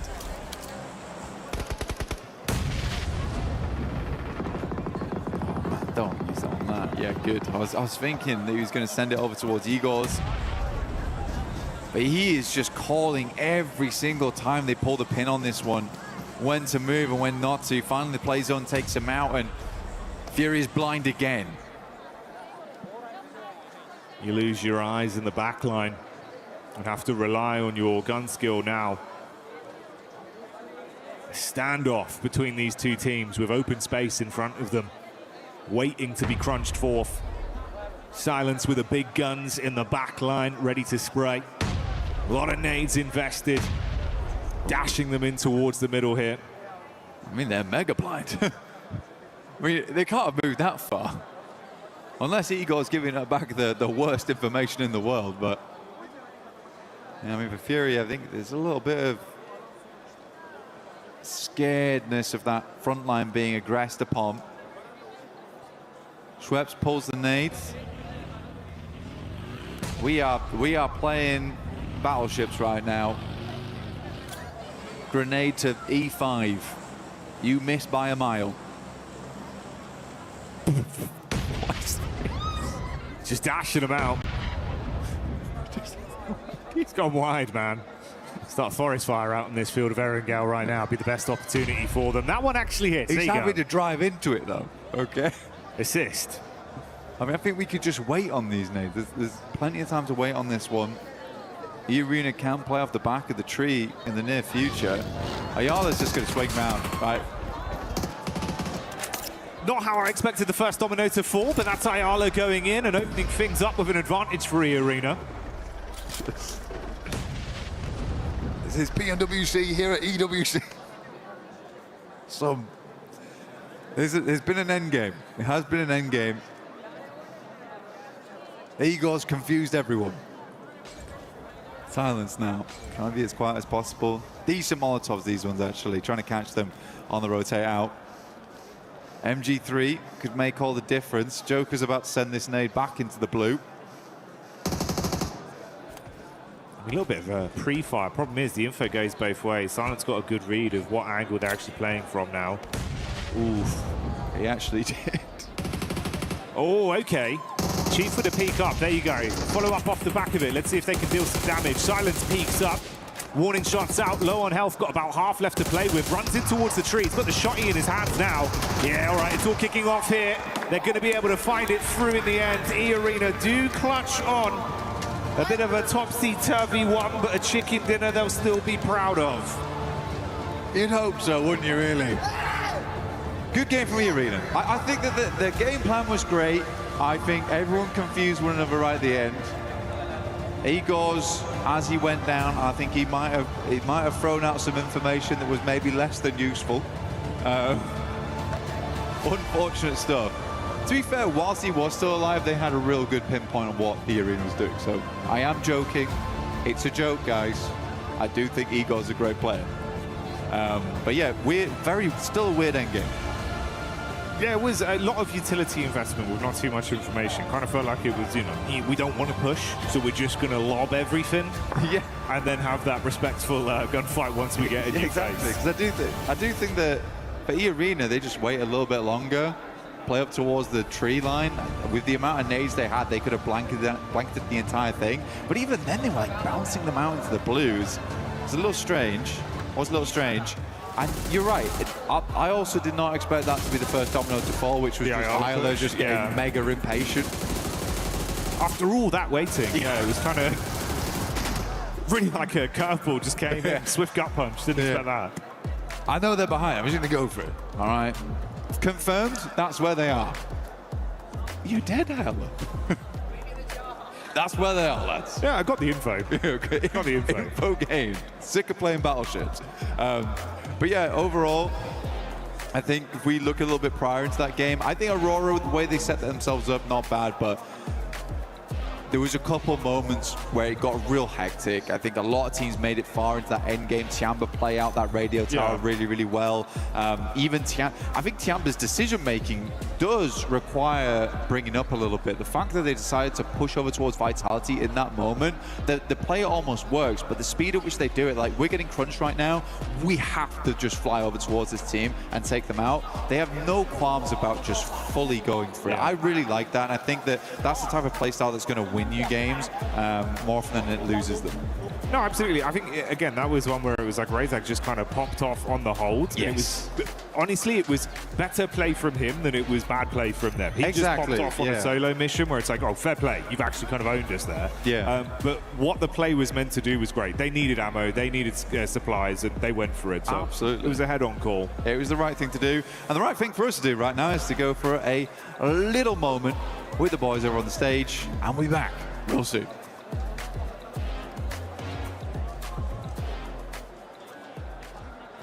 Powers here at Pmwc 26, joined by John Allen, Kalaris, and Neptura, and we're playing a round of Hot Drop Darts. Ooh, we're going to be getting stuck into the board, hopefully.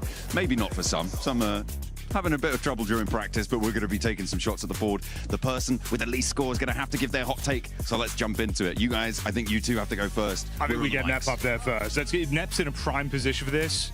I feel like I'm in the danger zone, but let's see. Get ready to dodge.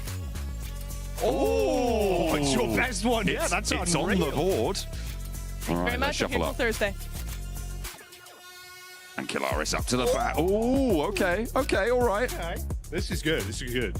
There you go, James. There you go. Shuffle in. Thank you. Don't hit me, please. Oh, it's a 17. Currently, Nep's in last with 6. No way. Oh, a double 17. It's a triple 17. It's a triple one, I don't know. That means Neptura is last. Are there you serious? Go. Yep. What's your hot take, Neptura? My hot take is that the Uzi is a bad weapon and shouldn't be played. That's it. Wait. This one was Neptura. That one was mine. In the bullseye. No, it's in 25. Yeah. Oh. It's you. Well, she's already done a hot take now, so. Wait. You did that on purpose. No, I didn't do anything. All right, here. Go on. John starting us off. Let's see. Oh, hey. A 5. It's Not in. bad. That's all that matters, really. It's on the board. Here we go. I haven't missed. Kalaris now. Forearm strength. It's good.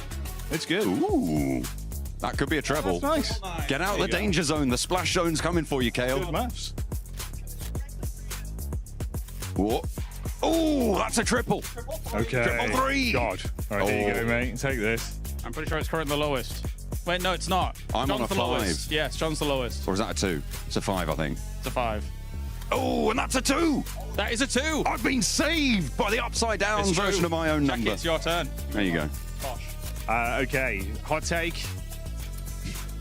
Dino Park and Vikendi Infinitely better than Ronda. I miss it. Bring it back. Oh, okay. All right, considering I actually lost the first round, I should probably do a hot take because I cheated you out of it. I'm so sorry. Tiamba will not win PMWC despite looking really good. I feel like I've got to follow in with a hot take as well. Oh, okay. I feel like over-reliance on ARs, nonsense. I want DMRs in, give the players a little bit more expression in the secondary slot, you know? Those submachine guns, something else popping in. Give a little bit more individuality. That's what I want to see. I like it. Don't give me this mic. As Ida and Nigma Galaxy are headed in that direction.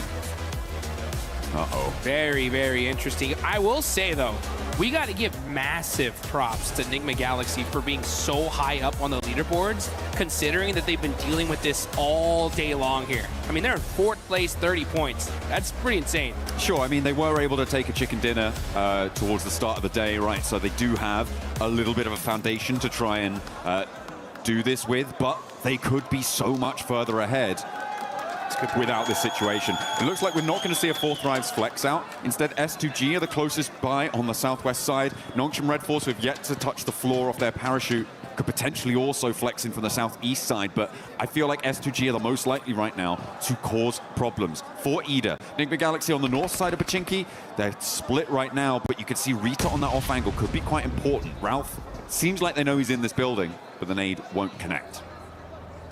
Yeah, that was a warning nade for sure. You can see Satan up on the roof here, or on this ledge, trying to get a little bit of information. He knows exactly where Rita is. It's a big stalemate, though. This is the hard part about these hot drops, and I can hear it. That loot truck is now driving on by. The precious loot. Satan's like, that should have been ours. I want it. No. Oh, Lord gets knocked. And did he get thirsted? No, he actually gets beat up pretty bad. Satan, oh, through the door. What a clutch knock for this team. Able to take out the off angle there, and Ida are going to really struggle to get back to this one. It's across the road, and I don't think you can break past that. The res, though, in the meantime, is going to be there, and because it's so early in the game, it's so much less likely that you've got the nades on side to just completely suppress that res position, which allows Nigma Galaxy to go back to 4 and leaves Ida stranded on 3. Rita getting knocked there is the most crucial part of that fight, Jukes. Man, that was an insane shot there from Satan. I mean, that's that game sense, guys. Shooting right through the door. He knew he was there, and he makes the play for his team. It's one of those micro plays, right? That when you make that kind of play, it just changes the entire situation for your squad. And now, because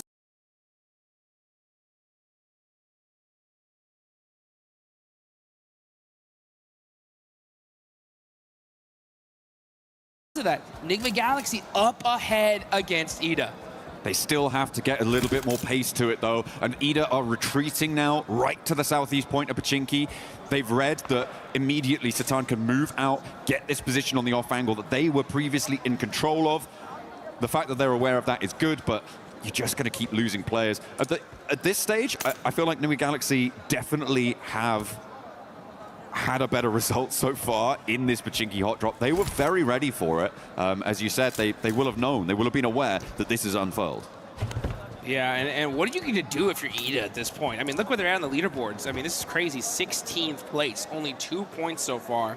If I'm their coach, anybody that is in the leadership of this team, I'm like, give it up, guys. We lost. I mean, I get it, right? Day one, you're going to battle it out with Nigma Galaxy to see if you can conquer this location, but it's an L. Like, you got to at some point realize that this is not going to work for us. If we want to be able to do well in this tournament, I mean, Erangel is the majority of the maps we're going to be playing here. We cannot afford to continue doing this. It is pretty devastating. They have only lost 1 player this time around, but the loot is going to be fairly thin on the ground. The vehicle condition, like, I don't know, man. It's really cutting the legs out from underneath themselves. It's terrible. I mean, you're down a player, you don't get the loot truck, you don't get any, you're under looted at this point.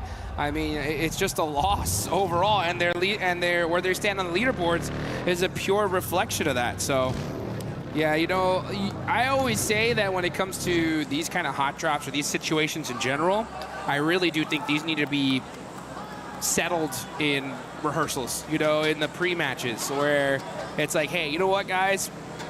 Have a little handshake agreement. We're going to drop in Pachinki this game. Whoever wins it, gets it, you know? Fair enough. Yeah, well, I don't think that would ever happen, but yeah, I mean, I kind of understand. It is a question, right, that is rooted in a lot more, I think, subjective opinion for a lot of people. Sure. Because you have that question of, if we give up our drop spot, are we just going to be easily pushed around in the future, right? Like, are you trying to do that sort of thing? I mean, it's like negotiating contracts, negotiating business there. It is one strategy is to just be like, okay, we'll go somewhere else. We'll go somewhere else. But you can hold your nerve. And if you guys want to be the best, then you guys need to hold your nerve, and you can look good doing it using the Naruto skins here. Make sure you're heading into game, get that character set, get that Ninetales Fury AUG skin, get that one developing as well, because you can get some variations on that bad boy. Yeah, you want to be maxing that bad boy out and looking real good. As you know, Tiambas have been looking really good today. They're in 4th place, 31 points. Milu, man, the way he started off that Rondo match was just crazy. wild. I mean, this man has been performing all tournament long for his squad. He had, for sure, right, the play of the tournament. That 1v4 earlier in the group stage was so sick. Yeah. And then come finals time, the way he started out, they are looking really good.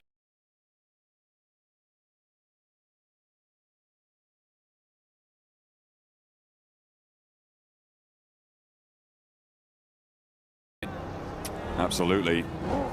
They are currently in 4th place right now. Looking to try and keep themselves within striking distance of that 1st place spot. Godlike would love to try and join them, but they are a little bit more destitute on that points front, with only 8 towards the bottom of those tables. Another circle heading up towards the north side, split by that central river. A lot of open ground south of Severny, being covered actually mostly by Aura, who have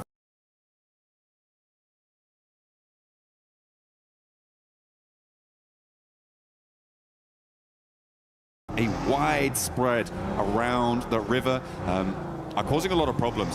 I'm interested to see how many teams look to head east of Yasnaya. Furia likely going to do so. Could potentially see that from teams who are still on the military island, by the way, Aurora and Al-Ula. And maybe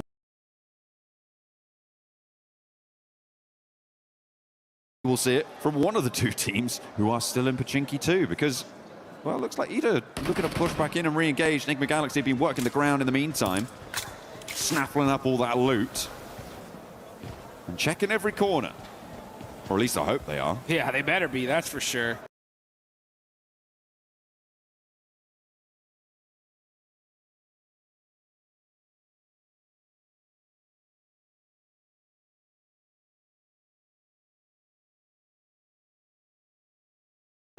I mean, you can definitely tell they're keeping their head on a swivel here. They got to know that Ida's around here somewhere. They're just clearing building by building with Satan on the other side, rocking a 3-1 split. Got to be careful, though. One nade could be dangerous. Oh, the shots ring on out, and the knock onto Coops is huge. He's got another nade as well. Coops is in danger here. Ralph does need to get some healing done before he can go for that revive, but he should be okay to do it. You can't step forwards and go for the cross. And again, Satan is on that off angle. Just about misses Swain on the cross, but he should be able to call that one out. Should have spotted it. Lord is already cooking a nade. He knows he's in the building now. Launches it forwards, and he takes it down. Beautiful communication. The plays from Enigma Galaxy in Pachinki are just insane. How do they do these wild bounce back shots, nades that just turn the fight in their direction? This just goes to show you, when you know this side of the map like the back of your hand, it's gonna pay dividends. In the meantime, Nongshim Red Force and 4th Rise are going head-to-head. And at the moment, it looks like 4th Rise are in the driver's seat. This is out to the east side of Potato Hill, but they are grabbing a couple of flushes on board as well. As we keep going with this hot drop, though. Yeah, Nongshim Red Force, they're going to try and get out, just leave a solo survivor coming on through. And another knock goes on in. This is Enigma Galaxy sweeping it under the rug. They're putting this hot drop to bed. It cannot come back tomorrow. It would be a terrible idea. I can't stress how difficult this is to do, right? To be able to deal with this hot drop so frequently and to just execute in this perfect fashion. I mean, not losing a single player, getting those four points early on is just insane. There was a hard north shift on the circle in the meantime, We are watching all of this hot drop unfold, but it is pushing teams now north very, very quickly, which is causing conflict around the crossings as Coops finds the final player on Ida. And down they go. All 4 players from Nick Galaxy are there, and no third party came on through as well. Now we're going to jump over towards the teams that are looking to put pressure on up towards the north side. We talked a little bit about Nongshim Red Force losing 3 of their players. 4 Thrives lost 1, but they did manage to get the 3 points for that fight. They are both still south of the river. Ulf, Orangutan, now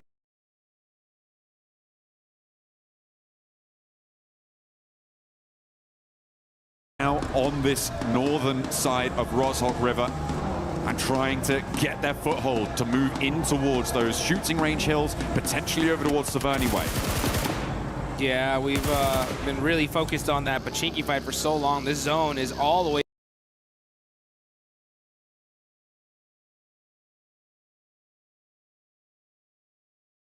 up to the north, like you mentioned. We already got Fudia up there in Severny, E-Arena over by shooting range right now, taking that Snake Hill position. And now we're gonna see a lot of these teams start make that rotation. Aurora Gaming, oh, the one rock! You gotta hit it for good luck. That's a map open right there, guaranteed. 100% looking at yeah. No ways. I think we're gonna go here, guys. Oh, he's gonna go again? Oh, no. Oh, okay, we're getting a little replay. This is on the 4 Thrives and Nongshim Red Force fight. They'd already lost T24, but the hold from Hazaifa, the angles that he was able to clock, it seems, pretty efficacious on the high ground there. Love to see it for 4 Thrives. Aurora on their crossing, run into Vitality. Looks like they may have run their last across these bridges. This western hold looking quite good for Vitality, who, for the time being, have been a little bit quieter, I think it's safe to say, than their group stage performances, but they're still very much there. They're still very much presence. Well, certainly their presence is being felt by Aurora on this northwest side. Vitality. Oh, southern shift here, and a big southern shift. This actually might be really good for the side of Nigma Galaxy, as they're going to be mushing in super late here.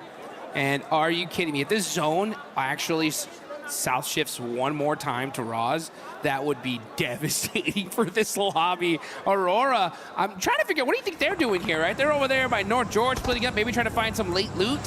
Well, I mean, they were being held out by Vitality, right? So you're right. They're just trying to take a turn around the town to maybe allow Vitality to disengage and then maybe re-engage later on, see what they can do with a little bit less pressure from the river crossing on that front. Team Flash over on the east side need to settle their score with Alula to try and get towards the circle. And it is not looking pretty for Alula. They lose a player. Not a good start, but yeah, it would be kind of mental to send all the way down to Rostock. It'd be great for Nick Galaxy, right? They're still just on the north side of Pachinki, so they could just take up that mountain and lickety-split, get themselves another chicken dinner. Godlike, in the meantime, on the hunt in the middle. Getting stuff done, getting bits out to Aura, and it seems that they are going to be able to take at least one and get the flush for Godlike.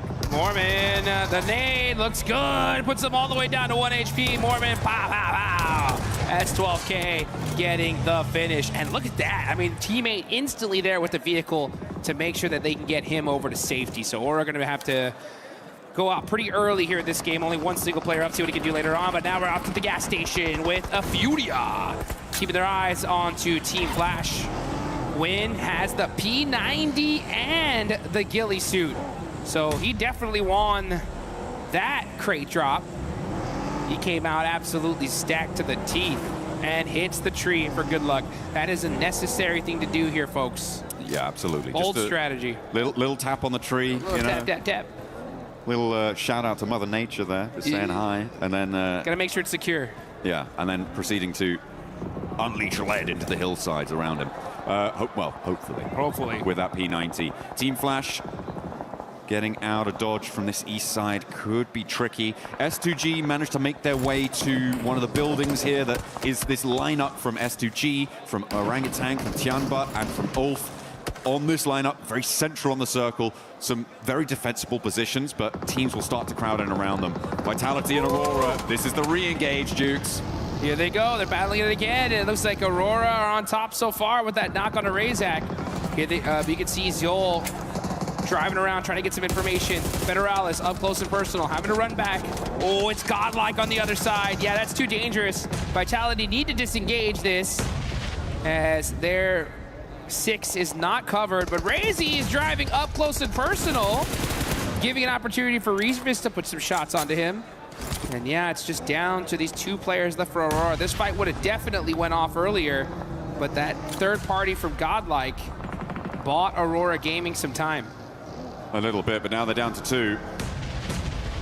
And Vitality do eat a little bit of nade there, not ideal. E-Arena in the meantime trying to find their way in on the north side, but it's not looking super accessible right now. And now it seems like they're engaged with the final player from Horror. Sleepy is holding it, but in the meantime a crash. S2G trying to roll across, but Tiamba are holding face against it, and they are not going to let S2G in without a fight. Aurora want to jump in and join the party here. A nade in, that could be brutal there, right under his feet. Is it going to blast him down? But there's an answer, and Reefus falls. A third knock over towards Tiamba, but now everybody has been isolated and evacuated from this fight. Nobody's left to put the pressure on this triple knock. Are you kidding me? It looked like these guys were fighting in a lake of fire here. QZ in the center of it. And Top could have been there to make that play, but unfortunately, there are too many teams surrounding him, and it stopped that crucial third party. Oh, another nade from Top. Doesn't quite connect there. There is an answering nade, and that is going to back Top off nicely. The run around there. Orangutan maybe missing a beat there, maybe missing a trick. Not able to flex out. Didn't quite have the angles on it. Top! Oh, Top just about behind the concrete there to keep him safe from catch, but they know exactly where he is. He's got 2 smokes. He is slap bang in the middle of the circle, though, Jukes, and that might be a little bit of a help until another team rocks up with nowhere to go. They're going to roll right on top of this guy. Yeah, Top's cooked right now. He's just like, I think I'm just going to lay down right here. He's on the simmer. For as long as I possibly can. No standing up for me. It's straight hit the deck time on the side of Top. But hey, you know what? That's good, right? He's got a good position in zone. They're pretty high up on the leaderboard, so they can just kind of hang on and get some placement points. That'll be good for him. But meanwhile, I mean, Tiamba on a tear. 7 eliminations. Fortunate for them. They're able to get everybody back up here, and they're in a solid position in this circle as we now look on over to Furia. Igor hopping out the vehicle here, getting punished by E-Arena for it. Oh, it's not going well. It is not going well for Furia. Unfortunate, they're just going to be down to Chief, the other 2 players down on the hillside. Tiamba, by the way, managed to fend off a triple team crash on their compound, right? They're now on 7 eliminations. They have done phenomenal stuff. It's likely they're going to have to fend off at least 1 more, but the number of crates around them is going to be ludicrous. They're going to have to try and figure out exactly what they want to put in their backpacks as Flash try to find their way through, thread the needle, but E-Arena are just going to roll it down. Mormon over the top, doesn't even need to ring the doorbell to open that door. And Tops has to turn tail. Tourney K sees to it. He's going to get backed off by a third party. I think that might be Orangutan chiming in. And now Tops has to head towards 4th Thrive, so nowhere real to go for him as Hyunbin finally bites the dust, the last player alive for Nongshim Red Force. E-Arena are putting some good points on the board here. I mean, they're having to really battle it out, holding the edge of that circle, because there's a lot of open field in this zone. And now you're going to see 4 Thrives. 6 eliminations so far. Falak with 2, Zypha with 3. It's keeping Rozog in. Oh my, I just saw that circle shift. Are you kidding me? Enigma Galaxy, they'll take that all day long, right? Hey,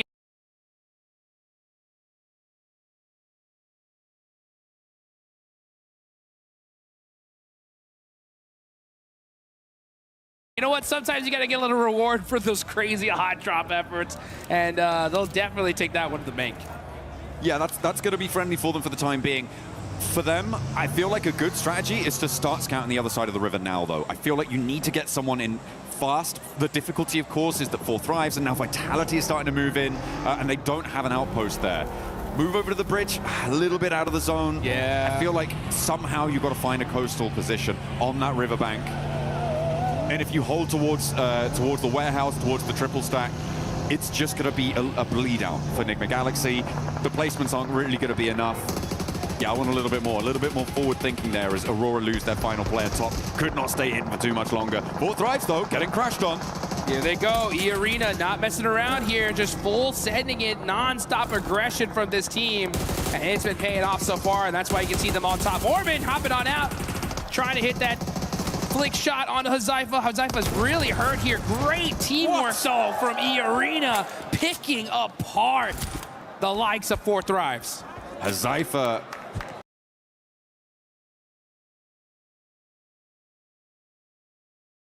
has been so difficult to deal with, but E-Arena the only team to be able to take him down, and it took at least 3 of them. Tony K goes down with him, but 10 eliminations now for E-Arena. Very possible to get this res. This is the chance, though, for Enigma Galaxy to move across. And look at Ralph. He's getting over. Coops is looking to join him. This is the perfect opportunity whilst these teams on the East are preoccupied. A little bit slow to get the third party, but it is a good first step. I like what they've been able to do there. We've seen counterpointed river cross positions in 2-2 splits work well in the past. I'm hoping they can leverage that here. I'm a little bit disappointed in Orangutan on the north side. I feel like they could have poked their noses into that fight and third partied it as well. Moved a little bit further out to the east, been fairly safe from Tiamba and gotten stuck in there, but they hold inside.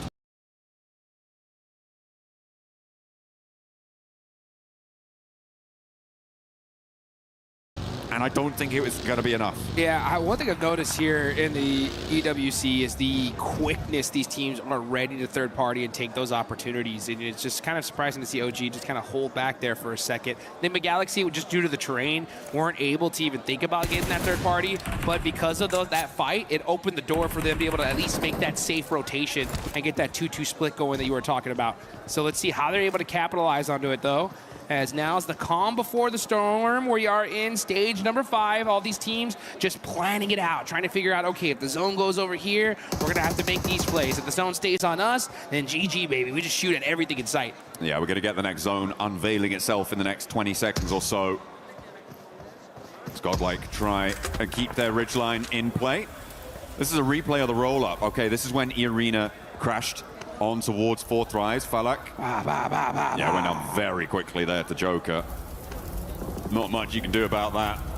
When the flying vehicle launches over the top, the bunny rabbits bound on into your sightlines. He wasn't ready for it, which is kind of unfortunate. Next circle, though, comes in Jukes, and it will head over to the west. So I think the Galaxy do have to get on the road. Ulf fairly happy in their compound, but Godlike are putting pressure on. Yeah, Godlike. Remember, as Power said, the domination starts now. Let's see if they can actually make that thing, though, as they got Ulf right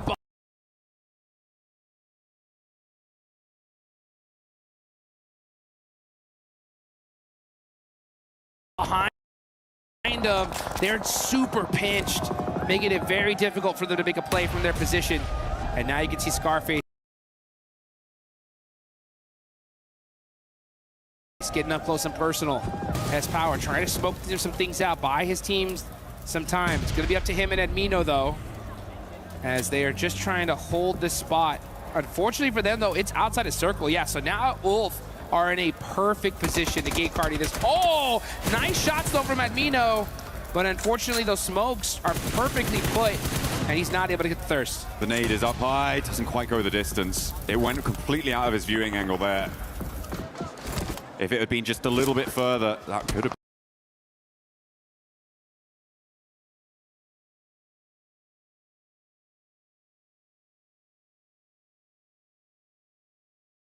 been a straight knock there. S-Power gets across. Managed to get some healing started as well, but that blue zone pressure is coming through. We're looking at OG and E-Arena, as well as Enigma Galaxy, also having to make moves in the meantime, Dukes. And move in from this east edge. Tiamba gonna have to move. There is a lot of teams that have to make some difficult decisions now, and OG are making it right now. They're gonna roll straight on forwards, try and get dead center here and contest with Enigma Galaxy on the coastline into Vitality sightlines as well. They drop down, and 3 of them managed to get across, not unscathed, but alive. Great IQ of a rotation. They knew that one little plateau was right there.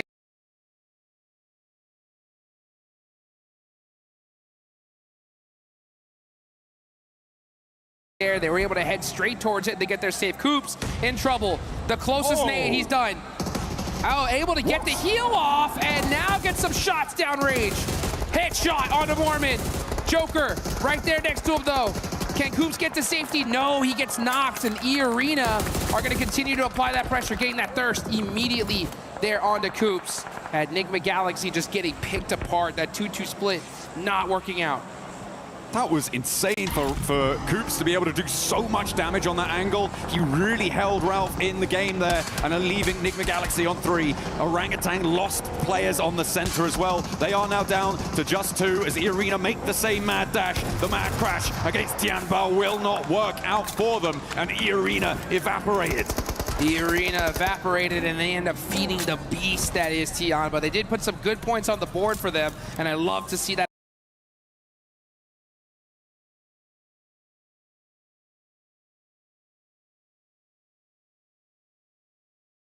Aggression.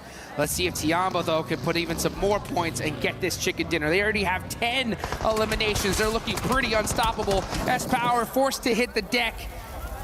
Ulf now with those sight lines just punishing them. I mean, they have this position locked down. You needed Admino to be on an angle there to suppress Ulf, but no, not quite there, not quite ready, didn't have the presence, and it's a difficult spot on the north side, so I can't really blame them too much there.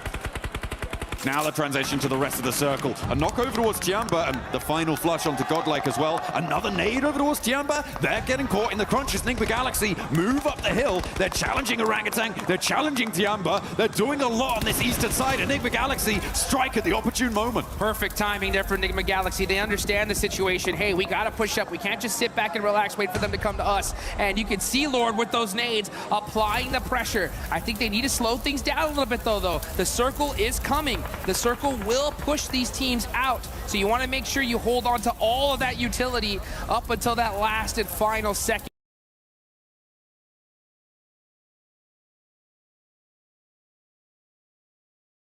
And I think they realize that. That's why they're starting to hold on to those nades.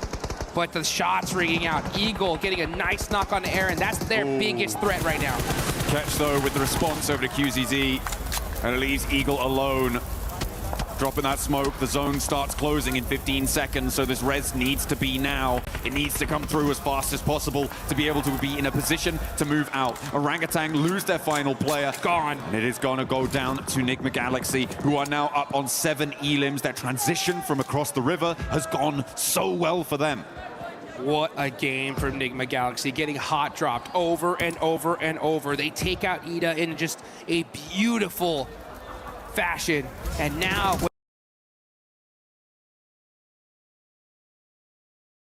with this fortunate zone shift are putting the punishment on this lobby as they take down Eagle from Tianba.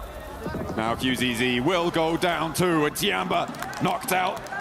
They managed to get a whole host of points though, 14 on the match. And they will keep themselves in the running for the podium. Enigma Galaxy looking to join them. There's not enough room for both of you. You've got to organize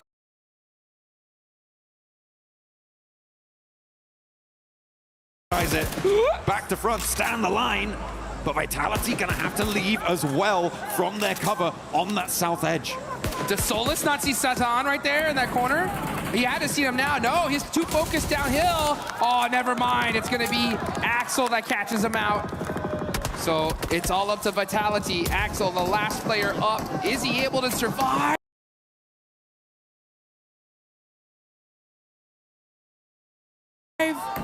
Oh, Ralph gets knocked as well. Ulf are captaining from this compound for quite a while now. They haven't had to leave a clean sweep. There are no two ways about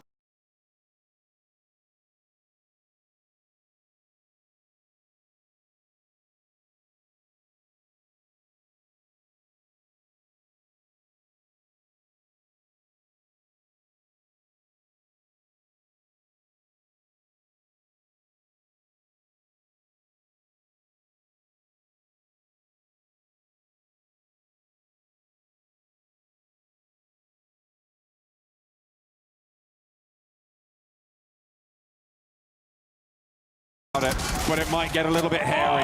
Lord is shut out first, and Aaron doesn't even hit the deck. A 2v4 here would be needed for Vitality, and they are getting cut across, sliced and diced. Ulf are on the hunt, down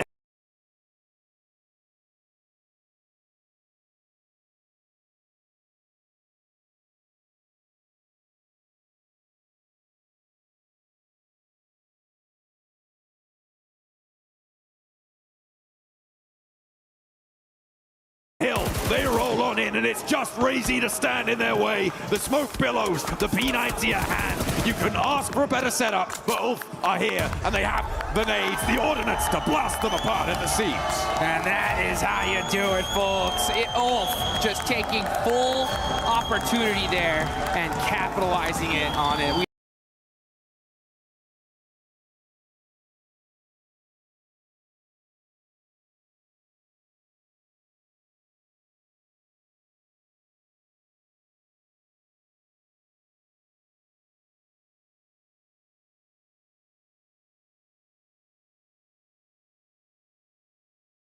Circle all the way up there towards the end, but they didn't just sit on their hands, right? They just saw, they hunted down every elimination they possibly could, and then once they realized that those teams were weak, they pushed out immediately and were able to get it done. Some real heads-up plays, some proactive plays during that match. I mean, we focused a lot at the start on the hot drop, but the rotations up towards the north side also came in to be really impactful later on into that match, right? It was the teams that got there early that had the staying power. For me, a highlight of that game was also Tiamba holding off against the triple crash. It was Alula, followed by S2G, followed by Aurora. Everybody wanted to get into that central compound, but they denied them access at every single turn. It was a shame that Tiamba couldn't go the full distance. They did get shut out. And I feel like for Orangutan, they could have had more of an impact on that northeast side that would have changed the tune there. And hopefully they can find those opportunities in the future. It would be great to see them perform at the level we know them to be capable of from their performance in the group stage, but it is looking pretty powerful on multiple fronts. It's so tough. I mean, everybody here is playing just hyper aggression, zero hesitation gameplay here live in Paris. The second you see an opportunity, these teams are taking it. One team in particular, right, we got to talk about it, is E-Arena. Just straight aggression there towards the end game. They soak up a ton of eliminations. Unfortunately, don't get the chicken dinner, but when you get that many elims, that's a good game no matter what. Yeah, that fight with 4 Thrives over the ridgeline worked out well for them. And again, the lack of third party allowed them to keep in the match for a lot longer. They were down to just a single player standing at one point, but they managed to get back to 3 to recover that pressure without any third party look-ins coming on through. And yeah, for E-Arena, it's a good result. I would even say it's a great result to keep them at the top of the tables, to keep, well, I don't know if they're actually at the top of the tables anymore. We'll have to double check that, but a man who could find out is Kalaris down on the stage with E-Arena. I'll try my best, John Allen. Yes, that's right. E-Arena looking fantastic so far, so let's ask them a few questions about the games here to get things rolling. So first things first, your previous win going up against Furia. Were you surprised by Furia's approach to the late game? And talk to me about that late game in general after you got the win. ในเกมที่เราต้องเจอกับฟิวเรียนะฮะในเกมที่เราชนะเมื่อสักครู่เนี่ยฮะตอนที่เราเจอกับฟิวเรียฮะเรารู้สึกเซอร์ไพรส์นะกับวิธีที่ฟิวเรียเล่นเพลย์สไตล์ของฟิวเรียในเกมนั้นครับก็แปลกใจครับแต่ก็รู้ว่าเขาเล่นอย่างนั้นอยู่ครับก็เลยไม่ได้ตื่นเต้นเลยครับ Well, we expected, but we still surprised with how they approaching the teams. But even though the last result is that they winning the games. Okay, so you guys got very close to qualifying via the group stage and then came really close to not qualifying via the survival stage. So has there been any difference in approach here to the final? What has the team talked about to adjust here coming into the finals of PMWC? ก็ขนาดที่2นะฮะในกรุ๊ปสเตจเราก็เกือบที่จะได้ควอลิฟายแล้วส่วนในรอบ survival stage นะฮะเราก็เกือบที่จะตกรอบแล้วด้วยซ้ำในตอนนั้นอยากถามว่าในตอนนี้ฮะรู้สึกยังไงบ้างครับก็พอเราเข้าไฟนอลมาได้ใช่ไหมครับก็ทุกอย่างก็เริ่มใหม่ครับทุกคนเริ่มจากศูนย์เราก็เริ่มจากศูนย์ก็เลยไม่กดดันอะไรครับ Well, right now we have zero pressure at all. So we are here to win, of course. And it's like since everyone, this is a new day, new group. So this is a champion group now. Everyone's starting at the 0 point. So that's no different. And we're gonna claim all the glory back to Thailand.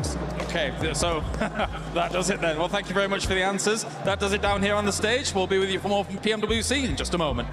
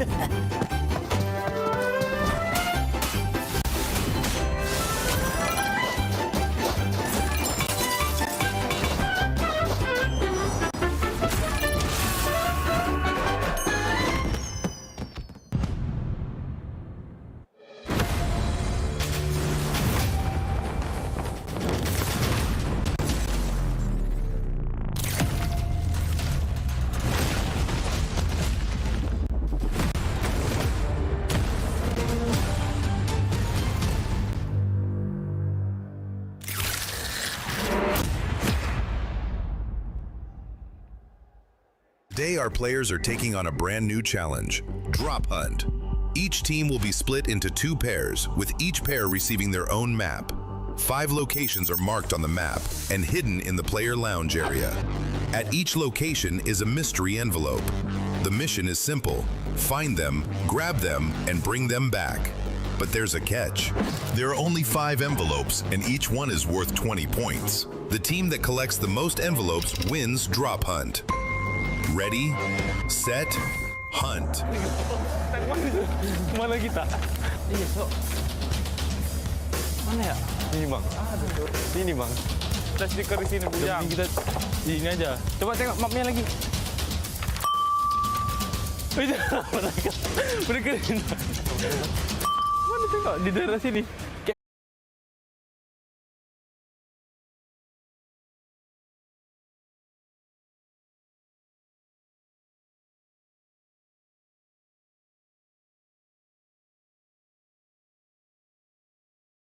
The other matches to prepare for those final 2.